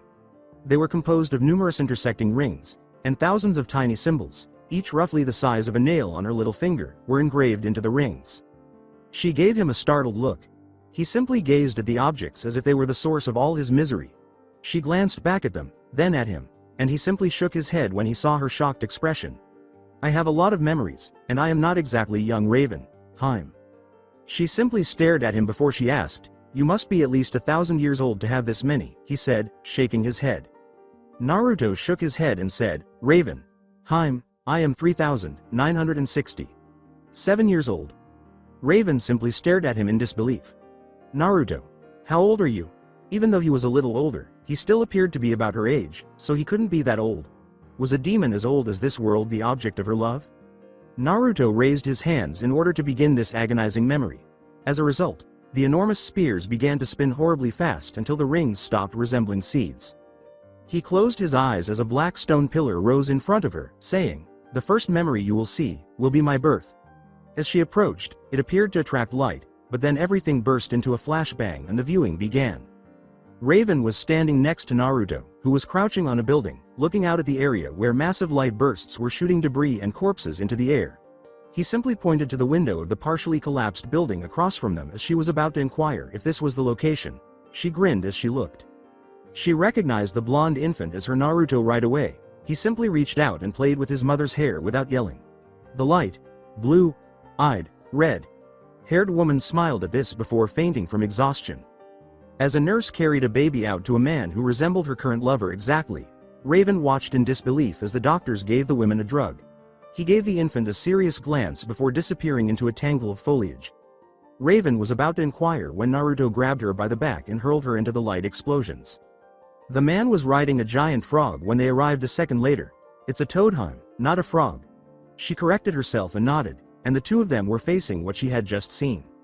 Numerous others were deceived by the speed at which a giant fox with 9 tails and a rust color was whipping behind it. As though it were radiating devastation, she saw twisters and earthquakes emanate from the monster. As it left smoking gouges in the ground, she witnessed its paws swiping and killing innumerable people. They both watched as the scene shifted to her blonde lookalike, who had completed some sort of ability that caused it to reach out with a large, ghostly hand, tear the fox's soul self from his body, and then cause it to disappear, leaving only the beast's massive corpse to serve as a reminder. After hearing a baby's cries, she looked down from the wall to see an elderly man wearing a strange outfit holding the blonde infant, whom she was still certain was her lover. As the two disappeared once more, the world trembled along its edges. This time, they were in an alleyway, with a young Naruto leaning against a wall. He appeared to be around 6 years old and was terrified of the crowd in front of him. After mentioning Kami and shaking his hand, the leader attacked the blonde. When they attacked young Naruto, Raven had to suppress a gasp. They burned, stomped, punched, kicked, and clubbed the blonde while he lay there without retaliating. He dragged himself into a nearby spot between 2 trash cans and fell asleep after they finally grew weary and left him there. He pointed out people and gave them names, and Raven glanced at the girl reading a fashion magazine. The two reappeared at a school, where they sat in a tree. That's Ino, the platinum blonde. One next to her is Kiba, the rough-looking one. Raven observed a big boy shoveling chips while a dog stuck its head out of its owner's jacket and sniffed. According to Naruto, one was Choji, and Shikamaru was napping next to him. When Raven asked him why his head looked like a pineapple, the blonde nearly burst out laughing. Next were a tall young woman wearing sunglasses who seemed to be named Shino, and a girl with pale lavender eyes who was looking at the table 6 levels below where 3 people were sitting in disarray. She was muttering something she couldn't hear, but it made her lover look thoughtful. A boy in a blue shirt with a fan symbol on his back was the first person at the last table, which Naruto indicated. His hair looked like a duck's ass, and his eyes had entirely black pupils. She repeated this question, and Naruto actually fell from the tree in laughter. She glanced at the person she would recognize anywhere, the one on the other side of the table. Young Naruto appeared to be much shorter than the other students in the class. If the bruises were any indication, he appeared to have just been out of a fight. He had a big smile on his face that anyone who knew him would recognize as fake, or at least that's what she believed. Once more, the world shook around them, and Naruto found himself in a forest, beating on a man dressed like the last memories instructor. Naruto collapsed on the ground and questioned himself, realizing that the man was completely broken. Raven turned to face Naruto as she asked, "Am I really a demon? Did I really kill all of those people? Do I deserve to die?" He was motionless. Given how pale his skin was, he might have been mistaken for an Azerothian. Before the image rippled, she saw his eyes change from their new blue to a flaming crimson and then to a void less black. He was present this time with two of the students, whom he referred to as Haruno and Uchiha. They stood before a man with silver hair and a covering over one eye. He had a timer and two bells in his hands. When it went off, everyone fled, with the exception of Naruto, who charged right away but was shot through the air by a pair of joined index fingers. The pictures then resurfaced after he was captured by a rope trap. This time, he was advising a young boy to better accentuate his curves by wearing a scarf. Raven scratched the back of his head and looked at the blonde. "It isn't like that, Raven. Time, I promise it isn't anything about what you're thinking." The Konohamaru went poop and changed into a black-haired, nude girl with a figure that was almost perfect. Naruto noticed a book appear in Raven's hands as she turned back to face him. As he gazed at the picture, Naruto's smile vanished. "You perverted a small child. I am going to make you regret it." "I already do." She stopped as she made the book vanish, and then the ripples ceased and they reappeared in the room with the monstrous spheres. His face turned away from her as he explained why they had stopped. "My living memories are few to be remembered. Those are all I have now, but the worst one are from after my life." She looked at him, and he was unable to look back. Raven approached him and put her head on his shoulder, observing his posture and realizing that if he went on, he would collapse from the pain. "I've learned a lot, so we can stop here. It's not necessary for us to know every detail about one another at once, is it?" Before he picked her up and they disappeared from his thoughts, Naruto gave her a smile. The real-world Naruto was still holding her in his arms and spinning her around, much to her delight, until she encased him in black energy and held him in place as she stopped, but only after the increased knocking sounds echoed through the walls did they appear in her bedroom.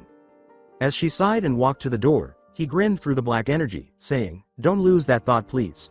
When she opened it, Starfire was standing there, bouncing on the balls of her feet.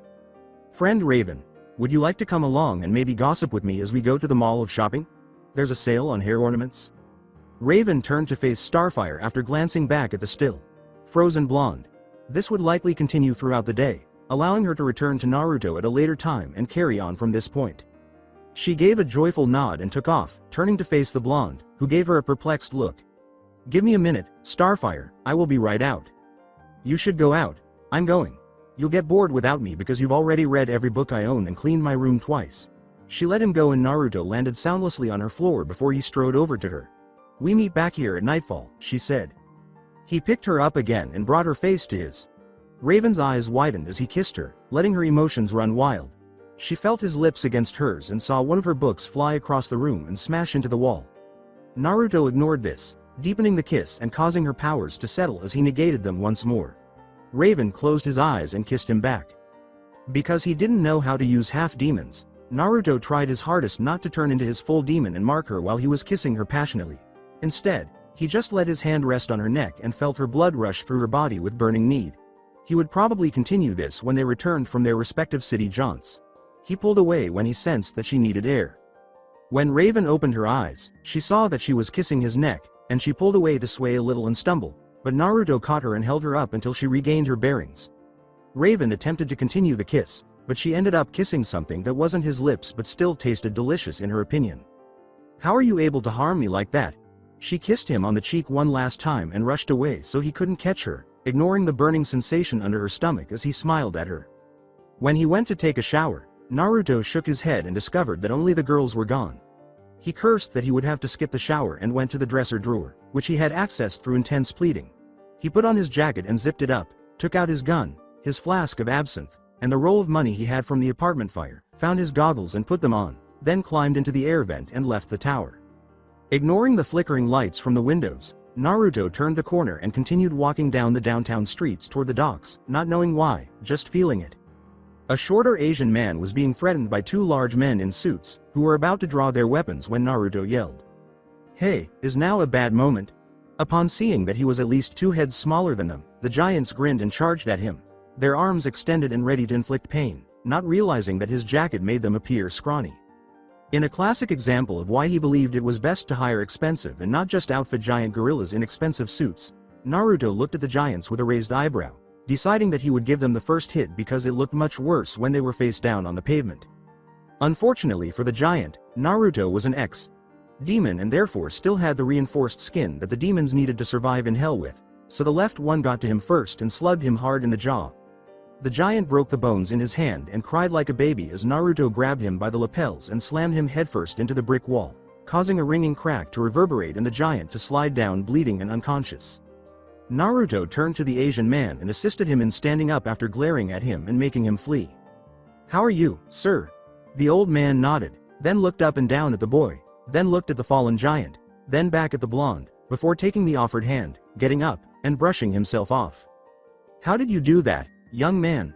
Naruto simply approached the man, sat him up, and then used zip ties from the man's pockets to bind his arms and legs. He saw the blonde begin to leave and said, "I have a talent when it comes to doing things like this." The man grinned as the blonde approached and checked him for injuries, thinking, this could be perfect, his boss would need a bodyguard with all those fools trying to move in on his business. "Young man, what would you say if I told you that I could get you a job where you could do things like that?" said the man who had been killed. "And be paid very well for it." Raising an eyebrow, Naruto turned back to face the man and said, "And how would I do that, sir?" Naruto inquired, and the man grinned, beckoned the boy closer, opened his briefcase, took out an earpiece, and requested that someone tap him into the main office of the boss. Naruto looked at the business card he gave the boy, a costly piece of folded imperial white stock paper with a large golden K embossed on one side, a silver world behind it, and a jet black phone number on the bottom. The man had started to leave. "Just give the number a call if this piques your interest, young man. When you do, more will be explained to you." The man then turned a corner, Naruto trailing behind, and he saw the man board a long, black limousine. The man waved, and Naruto waved back feebly before turning back to the card. As he made his way to find a payphone, Naruto thought, well, Raven did say find something to do, and this seems to count as something. He was going to barbecue the door to someone's apartment building and use theirs when he thought of a place he knew had a phone, so he went there. He searched most of downtown Jump City without success. Most phones were either busy, covered in graffiti, or simply torn out of the ground. He walked until he reached the pizza place that the Titans often visited, picked up the earpiece, and was ready to dial and put in the money when he heard a boom coming from down the street. He looked and saw an 18-wheeler and a huge pile of cars, so he shook his head and did so. He read the numbers from the card, punched them in, and waited for a response. Naruto heard the phone ring and was about to hang up when the line cut out. Ring, ring, ring, ring. Yes?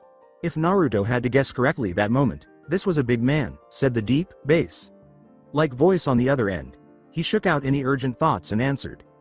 Yes, sir, this is Naruto. I was instructed to call you if I was interested in the proposal. Uncertain of what to say, he said. Yes, Toba-san just called to let you know that he would be calling. For someone so young, you seem really impressive, I must say. You mentioned that a job offer piqued your interest. Yes, sir. The man on the other end of the phone sounded busy, and there was a long, sound. As he studied the card, Naruto considered, I have an opening on Thursday, can you be at the exact spot you are now at noon this Thursday?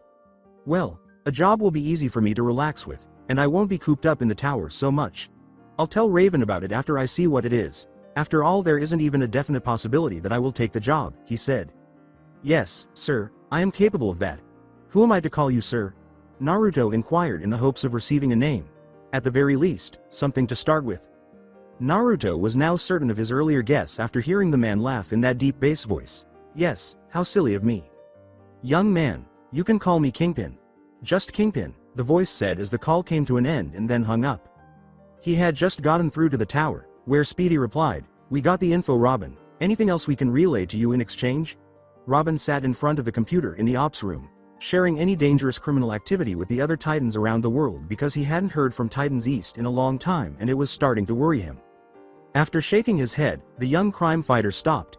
He mentioned the blonde kid who had visited a few months prior, and they had seen him watching the car wreck photos in the background before he called. He nodded and browsed through the photos, bringing up at least 9 screen grabs of the blonde, which he then sent to the Titans East. As Bumblebee entered the room, Speedy glanced at the pictures and inquired, "What did that handsome guy do?" Robin held up a finger to inform them until he stopped. In reality, all he had done was flee from them when they attempted to speak to him after saving a baby from a burning building. "Nothing especially illegal, but we want to track him down before that happens." The two nodded as the link was cut off. Robin looked through the photos to find out more about the blonde, who was undoubtedly strong enough to pose a threat if he so desired. They only needed to know what he wanted and where he had been for the previous few months. Starfire, carrying many bags, and Raven, carrying just one, entered the room. Hers was from the bookstore, but it contained something she had purchased for the blonde. As she was about to leave, she noticed pictures of Naruto on the Titan's main computer screen. "Friend Robin, why is the person we were unable to photograph hiding the viewing screen?" As he rearranged the photos and launched a live feed from the city's traffic camera, Robin glanced up at them. Cyborg barged in from where he was eating hot dogs, saying, "Because Starfire he is back, and this time he isn't being as noticeable as last time." As the green one cancelled the feed and switched the channel to monster trucks, Robin became visibly deflated. How exactly was he noticeable last time? We didn't even know he was here till he helped with that fire. Raven, who needed to see a blonde and give him a gift, hurried to her room after noticing that Star was now distracted by the ostentatious crash of cars. When he heard footsteps outside the room, Naruto tucked the card away in his jacket pocket and sat up, saying, "I have 3 days to tell her, I don't have to rush things." After all, she seems happy today, which in her normal mood is a blessing. Naruto was intrigued since this Kingpin sounded like a person who kept his affairs in order and a leash on his problems, something that the blonde respected highly, despite how rarely he had encountered it in his own life. Raven entered and made her way to her bookshelf, where she stored her purchases. However, before she could remove the first item from the bag, she felt the blonde's torso pressing against her back, and his hands materialized around her. "My dear Heim, what did you get me?" Knowing that the blonde was learning the locations of the books, she took them out of the bag and placed them on the shelf, but he got up before she did, and he threw himself down on her thin carpet. "What?" he asked, resting his head on her shoulder and inhaling her scent, a stinging blend of smoke and incense. He had only been out for a few hours and already got into a fight, so Raven looked over her shoulder and noticed a small bruise on his cheek. She picked up the smaller box from the bag and went to sit next to him. When Naruto looked up and saw the box, he was unsure of what to think as she lifted it and removed the lid, removing whatever was inside. In the moment she pulled it out, he saw what it was. A full-size medieval ring, not a small band or anything, cast in gold with a large indentation where a red gem set. He looked at it, his usual guard down, as she removed his glove and examined his hands. Raven's playful grin vanished. She had always wondered about his hands, and now that she looked at them, she understood why he had worn plated gloves in the past. Wait, with his demon healing, any injuries should have healed in time. These have been with him since he was alive. What could have caused them? She asked. The palms were burned, not just a normal red burn, but a terrible black and blue burn. It was evident that his hands had been like this for a while because his skin had formed in rough and uneven strands, covering them until it was barely useful enough to be used in the present way. She tried to take his glove off again, but he shook his head, so she tried harder until he did something he regretted. Naruto took his glove from her grasp and pulled it back on until it fit snugly again. "Ruer," Raven said, pausing as she met his eyes, which bore no resemblance to her lover but only a reflection of unadulterated rage, something she couldn't comprehend. Why would he be so upset about his hands? The seriousness of the situation hit Naruto like a freight train as he glanced at his hands and then back at what he had just done. He had just growled at his lover, kicked himself as he stood, and attempted to flee, but her hands grabbed his arms. Then, as he felt her powers place the ring on his right hand, Naruto embraced her back and let out a breath as he pulled her away. Raven pulled Naruto back to the floor and wrapped her arms around his neck. "What happened to your hands, Naruto?" She took them and turned them over, staring at the symbols he had been attempting to teach her for the past few months. He nodded and removed both of his gloves, revealing to her that the burns were indented with the writing of celestial script. He said, "My hands are like this, not because of fire, or lightning, or anything like that, but because of me, trying to break the rules of hell," but she didn't recognize them. "I attempted to enter heaven after I passed away, not realizing that the fox's sins followed me into eternity. I thought I had to open the gates myself, so I grabbed them. This is what happens when a demon tries to break into heaven. He got these for trying to get into heaven. That seems so unfair. He didn't do any true crimes, he was just hurt for trying to find happiness, Raven said, shaking her head as she pulled herself up into his lap and gave him a tight hug. Raven first glanced at the hands and then at the man she loved. He had been cheated out of this earlier, but now it was time to regain what they had begun, and Naruto returned the embrace with equal tenderness and affection, knocking her over as he kissed her and wrestling with her as he rolled across the floor. He was clearly stronger, as he demonstrated by holding her to the ground on her stomach with his thumb, but fortunately she had her powers, and his watch was there to absorb any of her powers that tried to reverberate from her emotions and hurt something. Raven played fully wrestled back against the blonde, kissing him each time he pinned her, then used her powers to flip him over and take control of their kisses. He waited for her to get up while he remained on all fours, and she didn't know what to think, until he flew through the air and tackled her to her bed, nuzzling her in a very wolf-like manner. Naruto lifted her up in the air and tickled her, but she hit him with a light blow to make him release his hold. She hadn't anticipated this, and Raven's eyes widened as he nuzzled her. He had started massaging her body, which had a powerful effect on her body. She felt the heat radiate from her chest to beneath her stomach until he stopped and simply held her, hurting her because she missed the moment he had her in just a few seconds before, her burning blush a vivid reminder of what had happened. She was exhausted from the miniature wrestling match, and Naruto thought this would be a good time as any to tell her about his phone call. Naruto simply lay next to her until he rolled over and placed her on top of him, where she curled up and sighed. He held her close and rubbed her cheek against the bridge of his nose. She nodded on his chest and said, "Good, you did what I told you." He scowled, which made her smile. "Raven, I went out today. I prevented a man from being robbed." "All right. Would you like a kiss to say thank you?" Before answering, "Are you sure you have enough energy to give me one?" Naruto craned his neck to gaze at her adorable pout. When he laughed, she frowned and stepped closer to her lover before kissing him once more. They parted ways after a short time, and Raven stared at him, wondering what else was going on. Naruto was not known for saying things without mentioning something significant. "What about this man, then?" He appeared to have lost consciousness as she spoke. Raven looked at the blonde and raised her head, saying, "Well, he seems to work for a very successful person and he offered me a chance to talk about a job. I was thinking of taking him up on it. Did this man give you a name?" As Raven moved to become more at ease and tried to recall what she knew about a kingpin, she came up with nothing, so she told him something that didn't make him particularly unhappy. "Not in particular, he just told me to address him as Kingpin," Naruto said. Naruto raised an eyebrow at her and said, "I don't see why not. After all, if you got out more I could get some more time to read my books, instead of you reading them to me. Why don't you enjoy it when I read to you?" Would Raven simply want to read more of her books and be left alone by her big meanie lover? She glared at him, and he did his best not to smile. Naruto nodded while scratching his head and attempting to ignore it. "I like you reading just fine, it is just that you don't enjoy it as much as I do, because you have already read them and you lose interest about halfway through, and you leave the book to me to finish." Taking the blonde's head in her hand and forcing him to face her, Raven shook her head. Naruto glanced at her before a wolfish grin reappeared. "Go on and take this job if you want to. You always seem to be having more fun when you come home after taking care of something that makes you work." She blushed at him before rolling off him and covering herself with a sheet. "There are other things I could do right now which would involve me having to work, and you would be very happy if you ask me."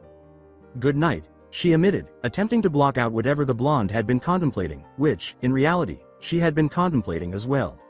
Naruto stood up to go, but Raven's voice stopped him, so he knelt down beside the place where the covers were gathered around her head. "Will you please sleep next to me? If you don't mind, that is." Naruto glanced at her before approaching, saying, "I mean, you could sleep over in your pallet, just thought it would be nice to try it." "All right, if that's what you want, but could I please have a kiss goodnight in return?" He kissed her back as the covers covered her face once more and he moved to the opposite side of the bed, while Naruto watched Raven pull the covers away from her face and plant a kiss on his cheek. As Raven heard Naruto say goodnight, she tried to ignore the butterflies in her stomach as he crawled under the sheets and lay down behind her. After saying, "Good night, Naruto, I love you so much," Naruto waited until her faint breathing sounds subsided, indicating that she had fallen asleep. As he curled up and gave her a hug, he thought, she did love him, and he loved her. His life in this world was going so much better than his old one, what were the chances of it happening this way? In a hellish cemetery, As he remembered his master's orders, a tall, stooped figure walked through the gravestones, eventually resting at the head of two separate ones, and grinned.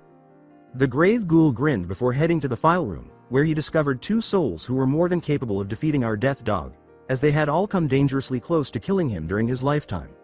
Find someone who can defeat our death dog, dead or alive, bring them here so that we can fix this mistake on our society.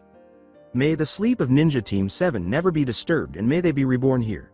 Or whoever did so will have to deal with the death dog, the demon of the S&D unit. The grave ghoul grinned as he extracted two pairs of broken fangs from his ragged and shattered robe, which had a hole blown through it. The figure plunged the fangs into the black dirt above each gravestone, saying, "Now, mighty death dog, let us see if you can face your dead memories with all of their living abilities, and the blessing of the Nosferatu." As the ground shook and cracked, he sounded a great rasping laugh, and two skeletons emerged, their bodies growing back from the dust and air in their chained coffins, calling out to the figure that watched the monsters with savage delight. "Oh yes, death dog, in this round, fate will turn to Master Lucifer, and you will return to face your punishment. The two that you were unable to kill will kill your lover and any of her friends and family, and I will take your soul as well, to add to my collection." The black limousine turned off the highway and headed down the side street towards central Manhattan, swerving sharply as the traffic became unbearable and then coming to a stop in front of an opulent and costly office building. Naruto thought that given the seriousness of the situation, he should dress more formally, so after executing a few small bank robberies, he put on his current attire and got out of the car. He had his goggles replaced with a pair of black lensed sunglasses, his hair washed and tied back in its usual ponytail. He wore a black belt, his gray slacks were shined black, and his ring and watch were visible in his front pocket. He had his gloves on. His suit jacket barely covered his broad shoulders, but it was enough to allow for easy maneuverability. All in all, he thought he looked like some sort of Australian accountant, and it irritated the living daylights out of him. He saw two small men approach him, one of whom he recognized as Mr. Togashan. The other had red hair that was cropped close, and he stared at Naruto as though he might be carrying a secret grenade or something. Naruto approached the man, who grinned and gave him a shoulder pat. "You made it, young man. I hope you had a comfortable ride." As they made their way to the lobby of the building, Naruto shook his head. This room was dominated by marble and gold, with a simple layout that included a large ornate desk at the back, a waiting area to the side, and a hollow projection screen on the opposite wall that appeared to be operating on a loop. The screen displayed a flashing image of the same insignia on the card, but Naruto was confused by the words. "Here at Fisk Industries, we believe that to do something right in a situation, you must go to the very farthest to find people that have the experience and the ethic the job itself requires." Naruto stood there, recognizing the voice from the man on the phone, and inexplicably felt as though a very powerful man was waiting for him. He shook this off his mind and went into the elevator with Mr. Togashan, the other man remaining by the elevator door. The blonde didn't like heights, so he chose a demonic form without wings, and if people wanted to be this high up, it was usually so they could throw someone from it. Well, that was the reasoning usually in his experience, having been thrown from several penthouses himself. The wind rushing through his face wasn't so bad, it was the landing that hurt like hell. Naruto leaned back against the wall, listening to the rapidly rising and falling crescendo of the classical elevator music. He looked up at the black plate of glass that indicated he was now on the top floor, and he felt perspiration running down his neck. As he walked out, Naruto looked at the hallway, which seemed to be a clone of what they had just seen below, except that the screen now displayed pictures of locations all over the world. Togashan bowed and said he couldn't stay, so he nodded and approached the receptionist. "You're exactly on time. You're Mr. Fisk's 9 o'clock. I'll signal you to enter, so please just sit down." Naruto nodded, took a seat, crossed his left leg over his right, and took out his watch. He sighed and glanced out the large window to his right, where Nicholas was sitting on the stone, watching the room with an astute eye. It wasn't that he didn't trust this kingpin. He had been killed too many times to merit no defense from potential attacks. His watch didn't tell time to the level that ordinary people could. As it flicked open, he saw the stars moving across the screen and the arcane symbols rotating slowly around the center and the outer rings. The young woman behind the desk pressed a button, and Naruto nodded before moving to the door. "Fisk will see you now, sir." Naruto inhaled deeply before entering the room. Naruto was about to continue examining the collection when a voice boomed out. He was admiring the room's exquisite architecture, which included more marble and gold, of course, but also a number of elevated pedestals that held a wide range of objects. He believed he could see what appeared to be the mask of the southern Indian god of wealth. Naruto turned to the voice and felt his stomach drop. "Ah, the young man is here. You have impeccable timing, young man. and I admire that in a person. Naruto questioned whether this was the fabled kingpin or if he was joking until he noticed the man's relaxed stance. The man dwarfed Naruto and was at least 8 feet tall. His body was rather large and appeared heavy. Even though Naruto had not used any of his ninja skills in years, he had the feeling that if this man ever came after him, he would need all of his strength and knowledge to withstand the force this man possessed. He could tell by the man's posture that he knew several martial arts because his upper body was relaxed but his legs were like chunks of steel. He wore burgundy slacks over his legs, black shoes, and a white jacket that appeared to cover a silk shirt and vest. Naruto noticed that the man had a diamond pin of some kind on his jacket, and he had a cane under his arm while he lit a cigar. His white skin was slightly tanned, as if he had done it once long ago but had simply forgotten about it over the years. He was bald. His eyes were small and not beady, but they saw everything, and Naruto was certain of this. The boy was very young, but if what Togashan had said was accurate, the boy might be physically strong enough to compete with him. This will take a test to determine, it seems, Fisk thought as Naruto approached him and took a seat across from him. Naruto sank into the leather of the chair across from the desk and nodded, saying, "I was saying how you have excellent timing, young man." The man sat down on the corner of his desk, resting his cane on it next to him, and nodded, saying, "I hope to find that you learn that I don't like to keep people waiting, sir." The boy clearly didn't dress like this normally. He appeared too stiff. "You mentioned that you wanted a job, young man?"